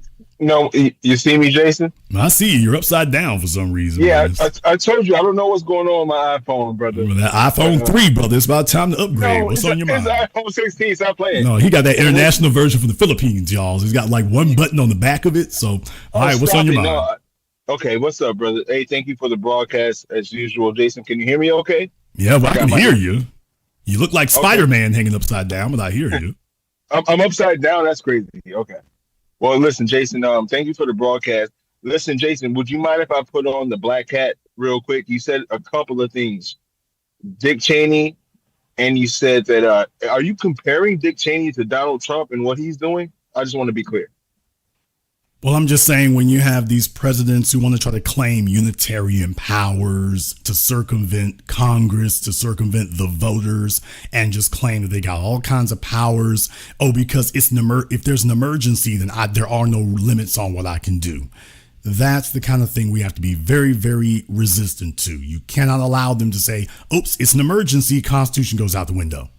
Because we're already not protected with it. But so what I'm saying is that you can't allow folks to say, oh, it's an emergency, you have no rights. No, we're going to have to enforce our rights, period. There's no emergency big enough to tell us that we don't have rights, period. None. Right. Okay. So as you may or may not know, I'm in Chicago. I call you pretty regularly. I'm in Chicago. Chicagoans do not get, I'm talking about foundational Black American Chicagoans, freedmen Chicagoans. We don't get the press that we really deserve. And I can tell you right now that the Black population in Chicago are in line with what Trump is doing, whether it's a indirect or direct benefit for us. We are completely aligned with it because our tax dollars are going to illegal immigrants. And every single day there's a new Doge or whatever whatever is uncovering these frauds and these sort of snake systems of taking our tax dollars and giving them to illegal immigrants at exuberant amounts. We are tired of it, and we get no press. And so we may not be in alignment with the overall goal of the white supremacist agenda, but we are aligned with not getting taxation. Right now, Jason, it's taxation without representation on steroids in the city of Chicago. And there's these brave Black women. Daniel Carter is one of them. And there's several of us, and we don't get the press, but if your ear is close to the ground, you understand we are completely with it. And I just want to get your if you are in tune with that, because when I went look, there's no problem when we have no permanent friends or permanent enemies, only permanent interests. And in the case of Chicago, right. Chicago is a particularly corrupt place that really requires a particularly strong dose of medicine. So anything that interrupts the train from rolling down the tracks, that's perfectly fine. Here's the problem. That in and of itself is not a strategy. I mean, that's a tactic, but it's not a strategy. So certainly it's derailed a lot of what was going on, but if you don't have the proper follow-up, then it's just going to be a squandered opportunity. Because it is not enough to depend on Trump in Washington. Black folk in Chicago are going to have to take the bull by the horns. This has to be led by black folk in Chicago. It can't be led by Trump, because here's the issue. You can't depend on Trump to take it in the right direction, because he's going to take it, ultimately he's going to lead in the direction he wants it to go in. And that will not be the direction of black empowerment. So the bottom line is, whatever you all do, whatever black folk do in Chicago, it's got to be led by folk in Chicago. You can't be dependent on Trump, what he does or doesn't do. Can I jump in real quick, Jason? Okay, go ahead. Yeah, and I completely agree with you, and it's very telling of the times that it's the black women that have been on the Democratic side for 20, 30, 40 years that have finally stepped up, and this is what's going on. There's a very big, heavy movement of black women stepping up, and not saying we are. For instance, there's a group called Chicago Flips Red, or Chicago Red. There's all these women, because it's the women that have been in politics, Dorothy Brown and so forth, that have been in politics and been in positions to make change for so long, that have been in the Democratic Party, that we have seen now they have done nothing for us, and now these women are stepping up. And I'm calling on the black men of Chicago to step up, as you just said, because it is a travesty where we're in Chicago. This is a very expensive city. Mayor Brandon lies to you and says that this is an affordable city. It's not. It's a very expensive city to live in, and these illegal immigrants are getting our tax dollars, and they're getting the problem there, I think the biggest slap in the face is that they'll tell you what they didn't have, and then he immediately pulled $50 million out of his ear for the illegals as soon as they showed up. That's supposed to be a permanent bone of contention. But if you all don't seize the energy and make that an agenda of your own, which means pressing these people, if you're not calling folks, if you're not making a ruckus, if you're not making sure that this is very much an issue, that's important. The other thing is, it doesn't matter if it's females or not. So that's all nice and everything. All I got to say is Harold Washington. That's very nice about females and stuff. Right. But females, women are a lagging indicator. If the men are supposed to lead in the right direction, no matter whether it's popular or not. So it's really not about what's popular. It's about what needs to be done. I'm a guy who lavishes and relishes in being unpopular, because I know when it's time to change things, unpopular stands out. It's very, very important, though, that no matter what's going on right now, you all have to have the agenda. It has to come from you. So if you're not organizing people to make noise on these things, just understand this moment is going to pass, and you'll all wish you had done something different. Don't think they don't have yet another Lori Lightfoot waiting in the wings, people. Don't deceive yourself that they don't have another Lori Lightfoot out there somewhere. All right, let's see if we can get Enoch up here on Zoom. Enoch, what's on your mind? No, this is Duke CT. All right, DCT, what's going on? Yeah. Oh, yeah, I wanted to say something right quick about this. What's going on in the past and everything as it connects to it. Because you notice with Dick Cheney and all these other things, you said it best. You said it best that it just, it is the top. It is the people on top there's leaders that dictate. And since Dick Cheney was never punished, George Bush was never punished, most of that cabinet was never punished. And what did that show you, right? What did that show? How that really went down. And now we have a corrupt, people, getting their money's worth. You had the AI boom, which is going to completely bust in probably in a couple of weeks. And all those tech billionaires that Trump was, they all kicked Trump off a couple of years ago. You remember that? They kicked all of Trump out. Now they're all his best friends now. They're all basically ready to stab him in the back, and they don't get it. It just bothered. It just how can someone be that, so much of an incompetent leader who can't see the people ready to stab him in the back? Well, it's not so much incompetence. Trump is a grifter. He's a schemer. He's a con artist. Everything for him is smash and grab. The only lesson that he took away from not getting reelected in 2020 was that he should have moved faster. I should have grabbed all the jewels and grabbed everything that wasn't bolted down faster. And so what has he done? Take a look at what he's done in just the first 10 months. I mean, that's the result of the only regret he has is that he didn't move faster. So he's just grabbing, I mean, with the crypto scam he's been doing for his family and stuff. I mean, it's just blatant. This is just blatant corruption now.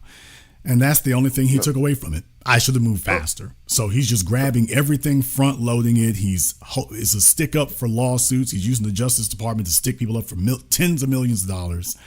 And he's just doing it all on the front end. He's just doing it like there's no tomorrow, because that's the only mistake he thinks he made is that everything I was doing was right. I just didn't move fast enough. And people are saying, oh, well, they all, the people in MAGA, like, oh, well, J.D. Vance or this guy. I'm like, no, there's no people behind him. He got sycophants. He got people who, like, are legitimate toadies, who don't know anything about leadership, who don't know anything about actually with backbones. Because, I mean, you think the whole infighting with Democratic Party was, like, destroyed that scenario and everything back in 2024. It is going to be a madhouse by 2027 and 28, because they have a party that has no leaders. They have a party that is imploding right now. After the whole, the 6 race thing, people were like, the whole races in the election day should have been like, that's fine, but they're acting. The people in the Canaries of the coal line are screeching at, like, you better fix this. But what is he doing right now? What is Trump doing? He's doing exactly what he's always done. He's looking out for himself. Yeah. Everybody else is expendable. The real goal is that he's looking out for him, and he makes a show of looking out for anybody else. But at the end of the day, the lion's share of everything he intends for it to go with him. He didn't get in Washington to govern. He wanted to go to Washington to increase his family's wealth and influence and whatnot. And to an extent, that will happen. But as far as everybody else is concerned, I said it before the election, because if he really wanted to help the Republican Party, he would have chosen Marco Rubio as his vice president. When he chose J.D. Vance of all damn people, I'm like, this kid doesn't run anything. He has no power. And that's when I realized, oh, that's the point. He doesn't want him to have any. J.D. Vance is weak. There's nothing that he has that Trump didn't give him, which means that there's nothing he has Trump can't take away. He doesn't have a power base of his own. The party is already turned against him on behalf of that non-black female he married. So there goes his cachet amongst the foundation and the base of the party. There goes his cachet there. And this is what Trump wanted. I said this before. This is what he wants. The only person that Donald Trump is going to endorse to follow him is one of his kids. Those are the only people that he's going to endorse. Everybody else, he wants you sufficiently weak so that when time comes for his kids to take over, that'll be the one he puts all of his cachet and his status behind, not these flunkies of the Republican Party. Thank you very much for giving us a call tonight. We appreciate that. Let me see if I can get iPhone up here. Let me see if we can get iPhone up here. iPhone, we don't see you here. I'll give you 5 seconds, and then we're going to have to go ahead and move on there. Okay, there you go. iPhone, what's your name? Unmute yourself.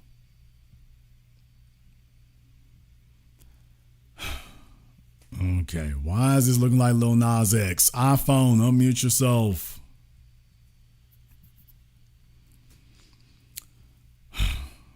Okay, this is looking like Lil Nas X with the glasses. What are we doing? iPhone, I can give you 2 more seconds here. He's trying to figure out how to unmute himself. It's kind of crazy here. So all I see is a big ass finger just knocking on the screen. All right, iPhone. Maybe next week you can get your life together. Thank you very much for giving us a call tonight. Let's see if we can get Morpheus up here on Zoom right quick. All right, Morpheus, what's on your mind? How you doing, Jason? Great podcast as always. Yeah, I just wanted to chime in a little bit. Going back to Candace, yeah, she might become one of the greatest bed wenches. She's also married to, I believe, a British guy at that. And I know you was talking earlier, and I got your podcast earlier, that it's obvious that she has something going on with Charlie Kirk. But then I remember her husband is British, and they're kind of milquetoast over there, the white British people. So you probably right. He probably wasn't even paying attention to what she was doing. Like, it was so obvious. And then when you brung that up, it made sense why Charlie Kirk's wife was all over Vance. That looked kind of strange, and I was like, then you brung that up, and I was like, oh, maybe she did know. Look, if you're a black female who does not speak with any type of hood accent or struggle with the language, you got white men wrapped around your finger. I've always told you all this. If you're a black female and you talk like a newscaster, you'll have men wrapped around your finger. Period. And you don't come up with the nonsense, and you struggle to articulate. If you're an articulate black female, you'll have men around the world wrapped around your finger. And if they can get next to you without everybody finding out, it's gonna have to be a line of them outside your hotel room. And I'm pretty sure in her case there was. Yeah. Even in her interview with that guy Nick Finquez or whatever, you can see flirting going on there. Even though they were trying to, he's trying to badger her. She can't help herself when she's around white men. I told y'all, black people tell the truth when they're around white folks. So even with him, you can see she really couldn't help herself. If it's a white man, it's like Tourette's. She's got coon Tourette's. She just can't contain it. But the other thing is another thing about Candace is she sees opportunity. So Candace kind of really has a fetish for opportunity. And she's told herself that these white men love her, and she knows them better than they know her. To a certain extent, she's proven it. So I will give her that. To a certain extent, she's certainly proved that she can outmaneuver them. I don't think ultimately she'll be able to keep it going, but I think that every time she meets a white man, she makes it, her pathology is to charm them, to get them to lower their defenses. Once they do that, then they start saying things they shouldn't say. They start doing things they shouldn't do and saying things they shouldn't say and giving her access that she really shouldn't have. Nick Fuentes is just the first one who is so openly hostile that he just doesn't allow that to happen. He just don't fool with you, and he sees there's more to be gained by starting a beef with you than there is by cooperating with you. So his playbook doesn't allow that. That's why it didn't work with him. So I guess you can't win them all. But her whole thing is to charm them. She goes in a charm offensive. She smiles. She knows the brown sugar thing they're looking for. She doesn't give off any of those cues of being combative with them. And for the most part, it works. I think it didn't work with Nick because I know everyone says, he's on the rainbow side, but I also think because he's a coon himself because he's Mexican. I've even saw white supremacists say that, they're using Nick. I've seen them. There was on a different podcast where some white supremacists were debating a black person.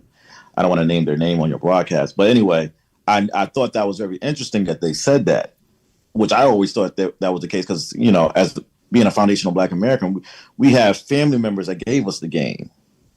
That's why when we look at Hispanic people trying to pretend to be white, I'm like, you're not white because we know from being on this land for so long how they really feel about people with that are Hispanic. But when you're a wannabe, you have to show them that you're more in line with it than they are. So there are just so many organizations that have had Latinos in charge of it or whatever, with Anglos just walking along with it. This would be those hardcore Anglo organizations and got white folk using it. So, like I say, in Nick's case, he's been a useful mouthpiece. He was always disposable, and he's certainly persevered through some things. But at the end of the day, and I don't know if Nick is really gay or not. I wouldn't be surprised if he is. Tucker Carlson said he was. So anyway, I would not be surprised if he is. But what I will tell you is, so that would explain why he, it'd be difficult for Candace or any female to charm him if female's not really his thing. But in the case of that, no, I think that just for him, it's so hard. He's a true believer in this. I think Nick Fuentes is a true believer of it. And that one of the reasons why he surrounds himself with so many coons is because that confirms his biases. He doesn't like black folk. He wants to believe that black people are just, a bunch of dancing, jigabooning pickaninnies. And so he surrounds himself with the Myron Gaineses and the Candace Owens and whatnot because they confirm that. What he doesn't do is get any competent black folk around. So if that ever happened, that would be the end of the little facade. So this is a lot of it's him fooling himself because he wants to believe it. But Candace couldn't charm him because you're not his type. At the end of the day, you're not his type. Even like when he told her said that he would have hate sex with her, he just said stuff that was just so clearly obviously to get attention, and trolling to get attention. Okay. But it's not something he actually desires. He doesn't desire her. As a matter of fact, he already told you, he said, you're not that fly. You only fly to the lame guys at Turning Point. But he said females like Candace, they're average, and that's the best you can do among these conservative circles. So he's a true believer. He was right about that. But back to Ben Shapiro, as you was talking earlier, they definitely lost power. I did get to your broadcast in the middle. Did you play, I think it was CPAC, and they were just going off, all the J people, I don't want to mess up your channel, all the J people going off like, we're going to punch you in the nose, and if you talk about this, we're going to ban you or deplatform. You know what I'm talking about? Did you play that video as well? No, but I mean, Randy Fine was geeking out and stuff. They were attacking Tucker Carlson and things. I really didn't want to play Randy because that's just, it was too short. But yeah, I mean, they're going back and forth over these things. And just to be honest, this is about the Anglos firmly reasserting themselves. That's what this is really about. Up until this point, that flat whiteness thing was kind of going, and a lot of Jewish people made a lot of hay out of it and whatnot. And this is the Anglos reasserting themselves in the pecking order and saying, no, this is ours. We run it. We set the agenda. And yeah, we're going to firmly focus all the resources here, which is from there. And that's which is a smart idea for them to do. Yeah. Yeah. Well, when you just said that, it made me think, like, you're right. The Anglos are trying to reassert themselves. And I believe that. And I just thought about us as Black Americans reasserting us. It's funny how both of us are trying to reassert ourselves at the same time. That is kind of interesting and parallel. I never thought about it until you just said it. Keep your eyes and ears open. Thank you very much for giving us a call tonight. Let's see if we can get Enoch up here on Zoom for us right quick. Let's see if we can get Enoch up here. All right, Enoch, what's on your mind? Okay. Wow. Okay. It's an honor to speak to you. For one, I've just discovered you over the summer. Sorry, I'm a little nervous, but okay. So salute to you. I'll make this really quick. Salute to you. And okay. So do you remember Drew Titan, who was on your show over the summer? Lie. Yes, he knows that certain content creators on YouTube, particularly the ones that are for our people, they're shadow banned, right? YouTube shadow bans all the channels. So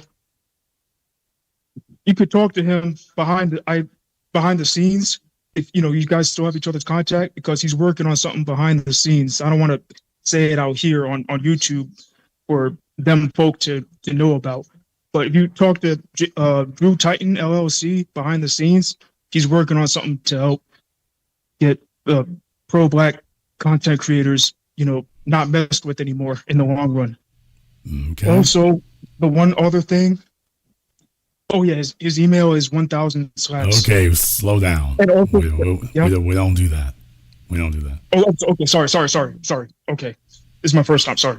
All right, brother, wrap it up. All right, I'll wrap up. The one last thing is to boycott this movie called Sarah's Oil, which is just the latest of a bunch for the family, just the latest of a bunch of movies that. Okay, brother, we're kind of off topic tonight here, but thank you very much. He's very, very nervous, but more importantly, you're very, very off topic. So he literally didn't have anything to say about what we're talking about here tonight. So he's very confused. He's very, very nervous. Yeah, but he's also very off topic. So yeah, folks, this is not random night. We don't do that. All right, T, go ahead and unmute yourself. Yes, sir. What's up, Jason? All right, what's on your mind? All right, man. I mean, I've been following. None of this is surprising to me. I've long left the right-wing sphere as a former libertarian Black guy. But I've chatted with all of the hardcore all those boy alt writers like the Campwells, the Edgy Sphinxes, all the millennial woes, the British racists. It's hilarious to me, this Civil War, because I don't know if you've seen this episode of a podcast. This old girl who used to run a podcast called Blonde, her and this dude, Cameron, they had this podcast where they were discussing the Fuentes beef. And it's a half and half battle of one half people wanting to, the right wanting to be normal, take over the TPUSA banner, gain the clout money that comes with it, of course. And then the other side that's really ideologically opposed to any Black interest. It was because I thought the Tucker Carlson and Fuentes discussion was lame and personally, but I think that's the real battle we're going to see going forward. And I just wanted to kind of get your thoughts on that. Well, it's the same thing it's always been in my second to most recent documentary, Race War. I covered this in the chapter called Rahowa. And because I had gone to go talk to Jared Taylor and I talked to Richard Spencer. And in that chapter, I think it's on YouTube, might be, I made the point that this battle is the younger versus the elder.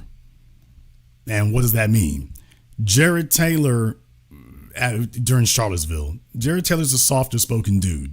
He tries to set himself up as an intellectual thought leader and that he's the really thoughtful person of the white supremacist movement. And the reason for that is because he understood something. He understood that all this noise that Richard Spencer and them were making, it gets you views and it raises your profile, but that's exactly the problem is raise your profile. You are assaulting people's senses. As a result, the country has been spent the last 100 years sliding away from hardcore white supremacy. If you pick the country up and just dump it off in a boiling pot of white supremacy, they're going to react in a very negative fashion because they need to ease back into it. You're throwing it in their faces so blatantly, they're going to have a negative reaction to it.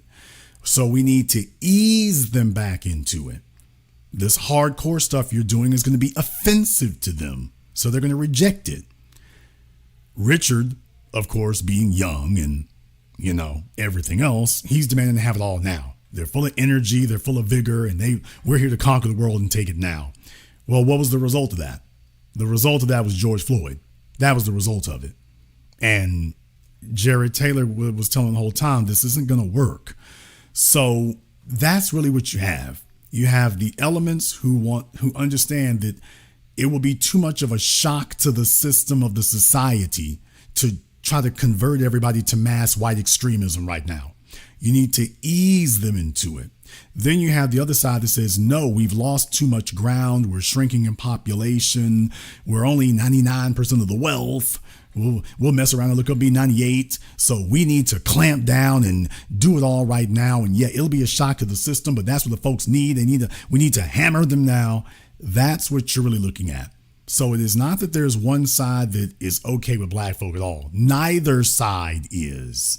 There's just the one that understands we cannot be blatant because that'll offend everybody and it's too much of a shock to the system. And the other one that really don't give a damn and just says, look, shock to the system be damned. We bum rushing the gates. And that's what you really have.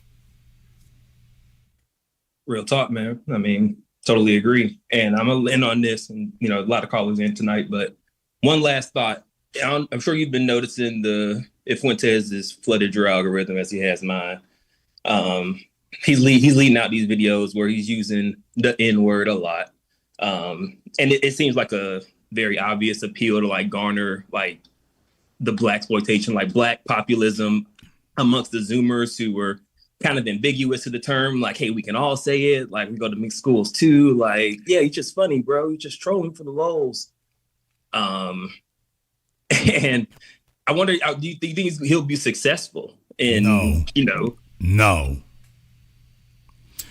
Because Twitter is not a real place. Dave Chappelle told you that. Well, guess what? YouTube streams are not a real place either. What Nick does works very well if you define the world as how do you generate internet interest and views, well, then I guess he does well.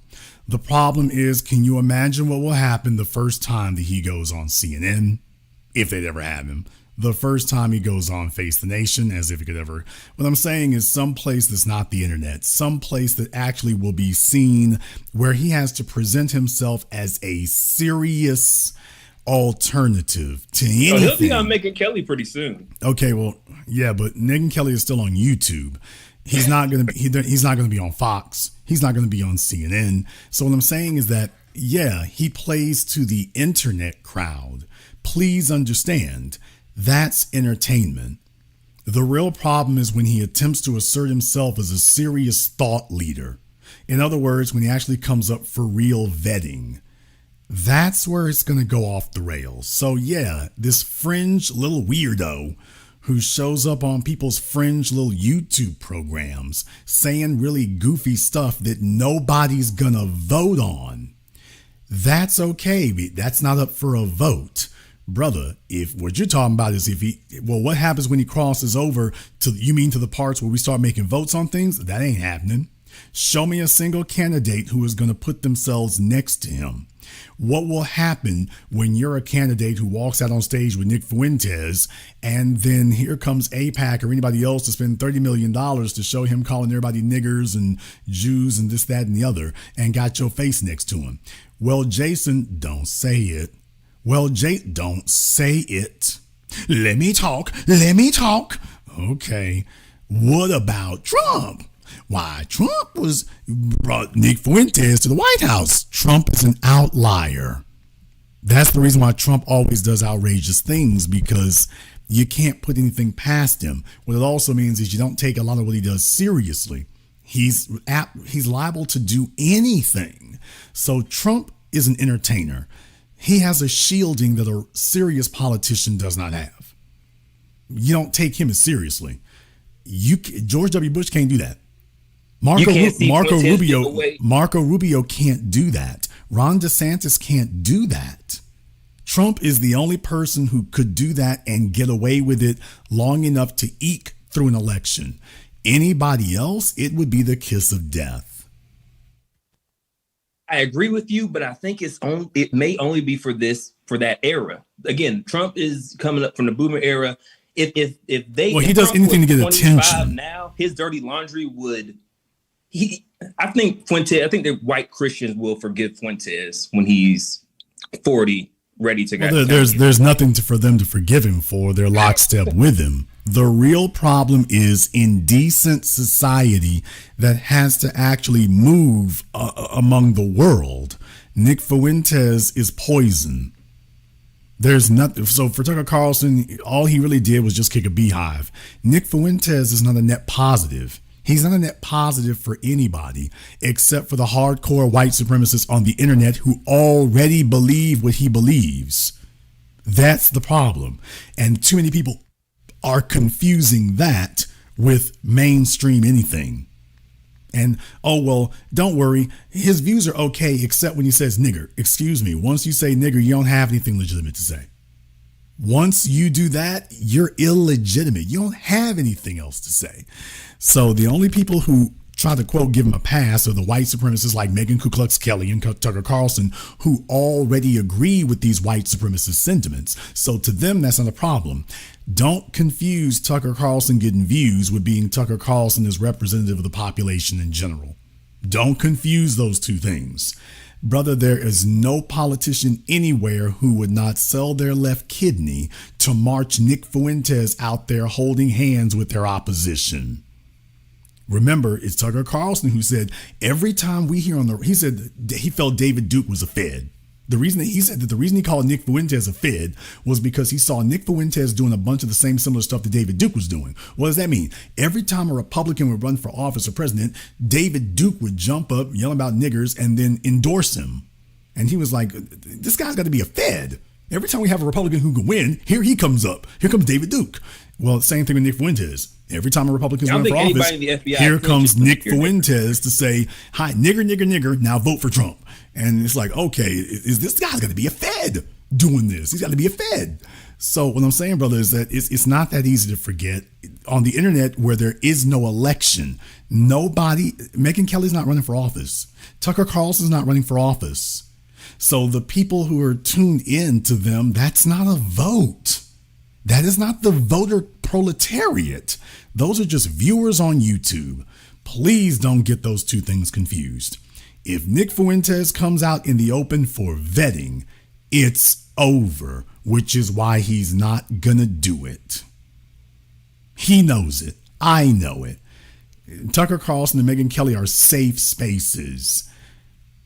The voter electorate is not a safe space. Respect, man. Appreciate you taking my call, Jason. Thank you for giving us a call here tonight.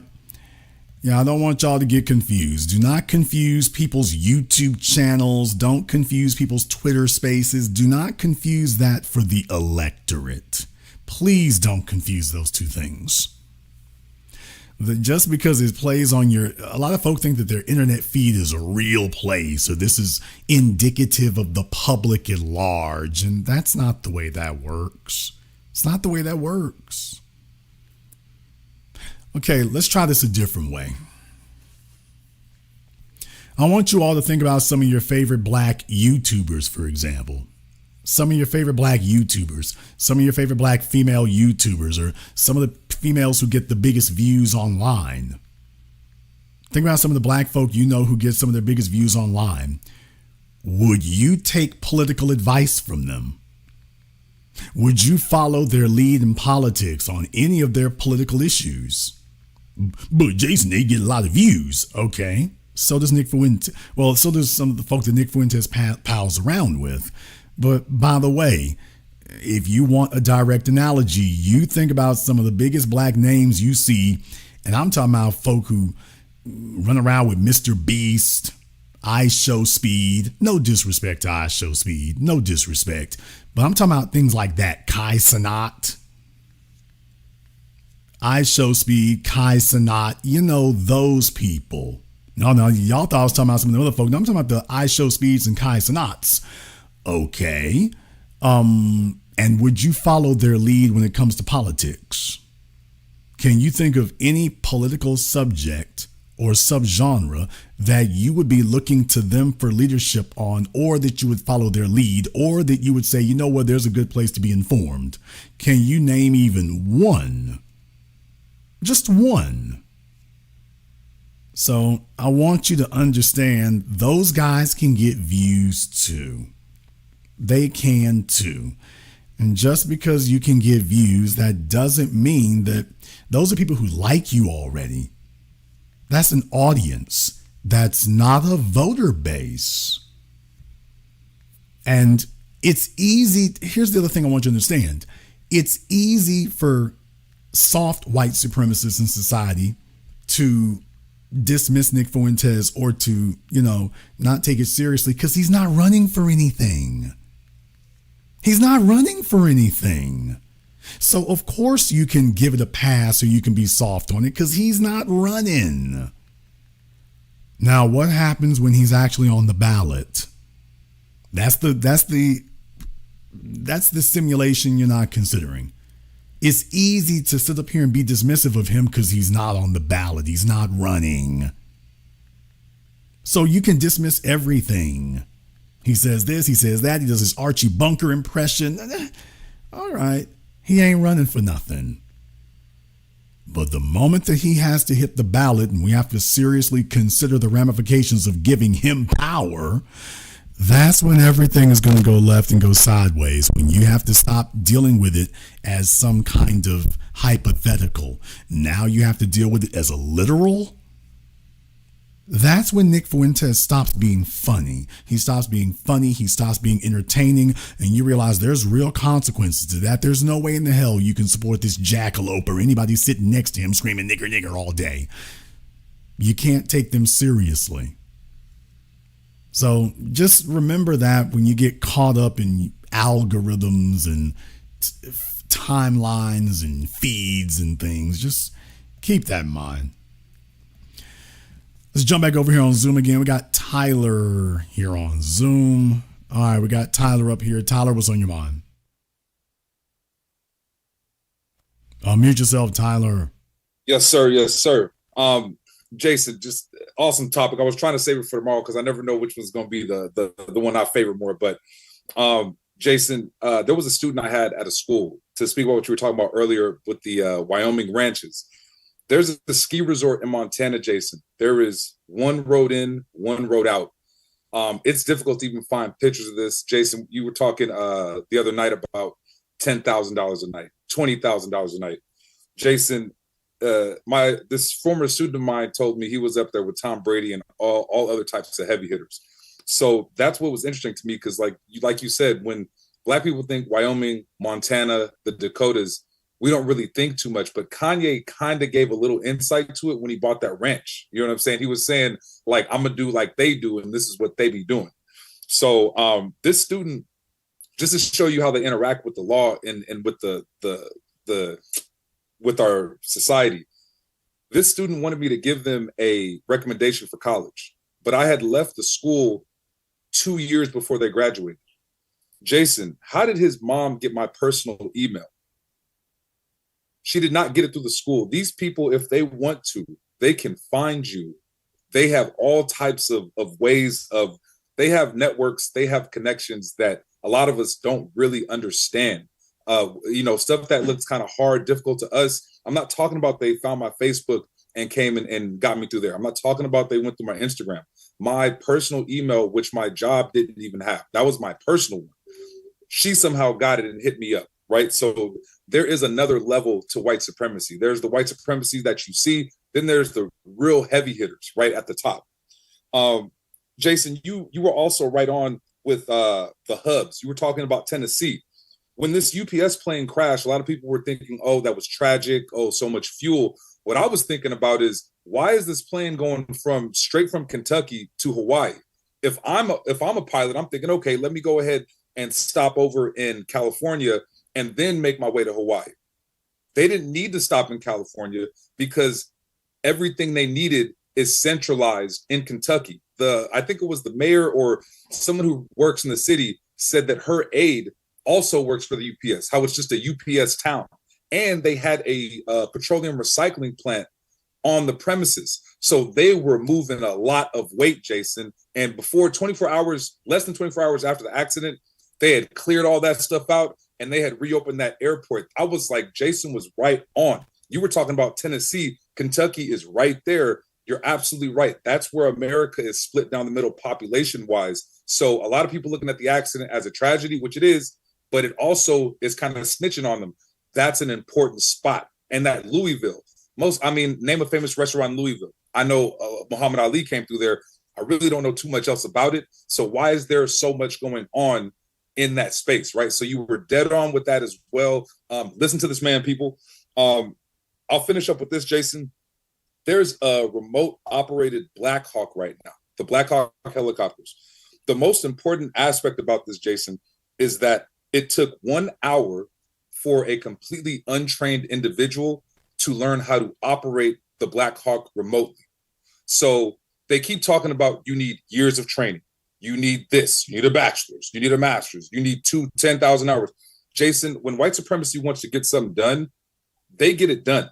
They said, no, we don't have time to get training. We need to be able to bring in anybody and everybody and have you putting in work for the white supremacist movement. So this is where we are right now, Jason, with what is going on. Shout out to you. You're absolutely right. They got them secret spots over there in the upper Midwest most Black people never go to. You're absolutely right about the hubs that are going to be continuing to grow right there in that Tennessee, Kentucky area. All right, listen to the man. And then lastly, just those flock cameras, Jason, the ones that just record everything. There was someone who tried to file a public records request and the judge agreed. And so rather than share the information they had collected, they shut down the program in that area. I'm not sure if it was Washington or Oregon. I forget exactly where it was. But Jason, I appreciate what you do. Last night's broadcast, fire flamethrower. Listen to it again today. It was 4 hours and it was worth it. 8 hours altogether. I appreciate you, Brother Jason. Be one to the fullest. Thank you very much for giving us a call tonight. Yeah, like I say, I mean, you all would be surprised what's happening with your tax dollars out there. You'd be surprised some of the stuff is getting built up because these things, watch where your tax money goes, man. Elon Musk is about to become a trillionaire off your tax dollars. You all know what white supremacy is really doing. I've already educated you all for the last decade about how Tesla is a publicly created company. Palantir, publicly created. Your tax dollars. Tesla just made a deal to pay Elon $1 trillion over the next decade, while they're sitting up here talking about black folks stealing a few dollars for Snap or something. A few dollars for Snap. And these folks are sitting up here about to grab $1 trillion. And yet telling you that you grabbing a couple of $100, oh, that's the end of the world. And here he can have $1 trillion. That's what the fight is over, man. Do you realize $1 trillion, he'll be larger than most of the nations on earth, not some of the nations, larger than most.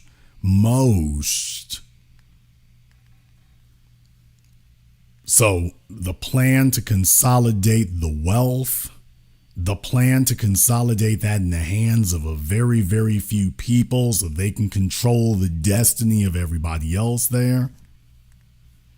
And then your dumb ass is going to come to me talking about some abortion or LGBT or some other insanity.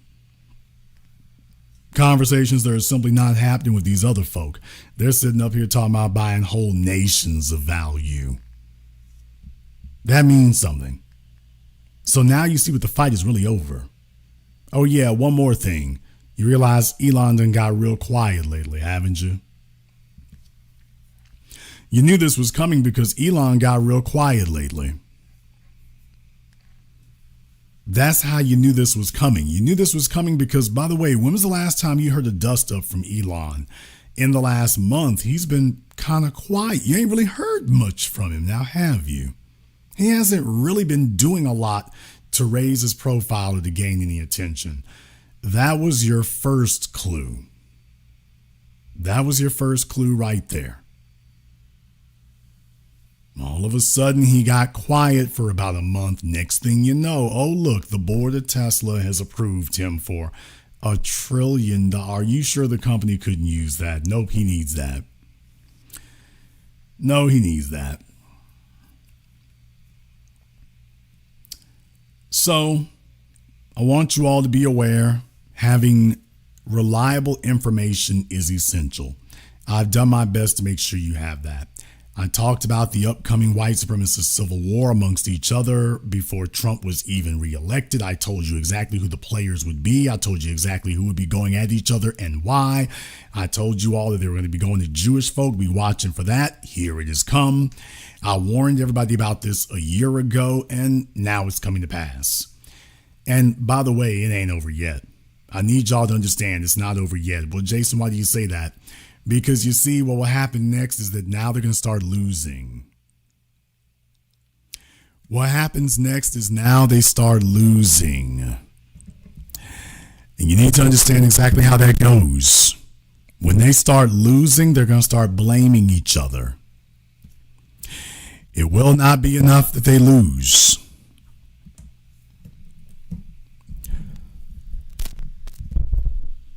They're going to start blaming each other for losing.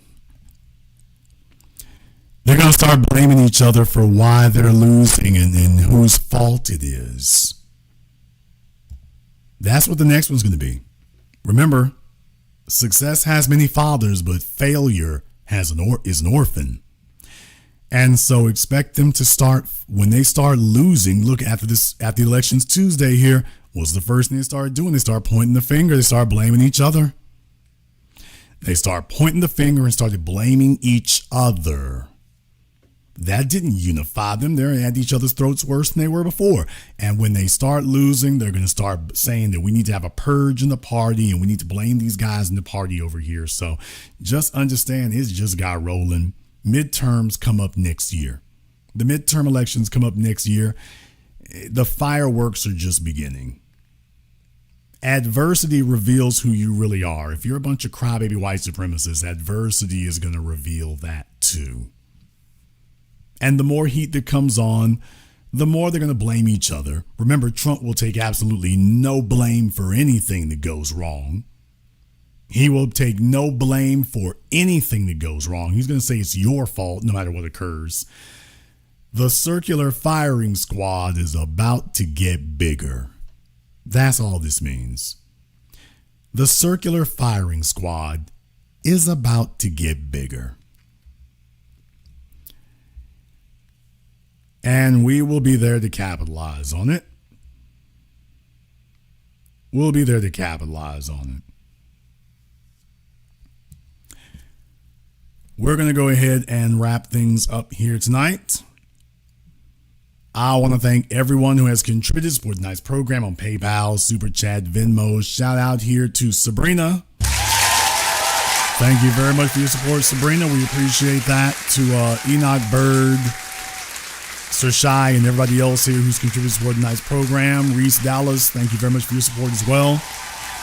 If you are new here to the Black Channel, welcome to the Haven of Intelligent Black Thought. We do this every weekend, holidays, some days in between. Click that red subscribe button, click that yellow notification bell. Join us each and every time that we're here.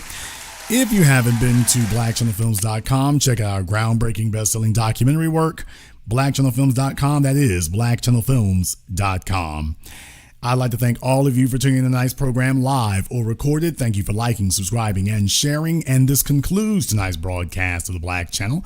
I am your host, your brother, your humble servant, the Black Authority. And until next time, my brothers and my sisters from around the world, remember, black is the future, and the future is uncompromising.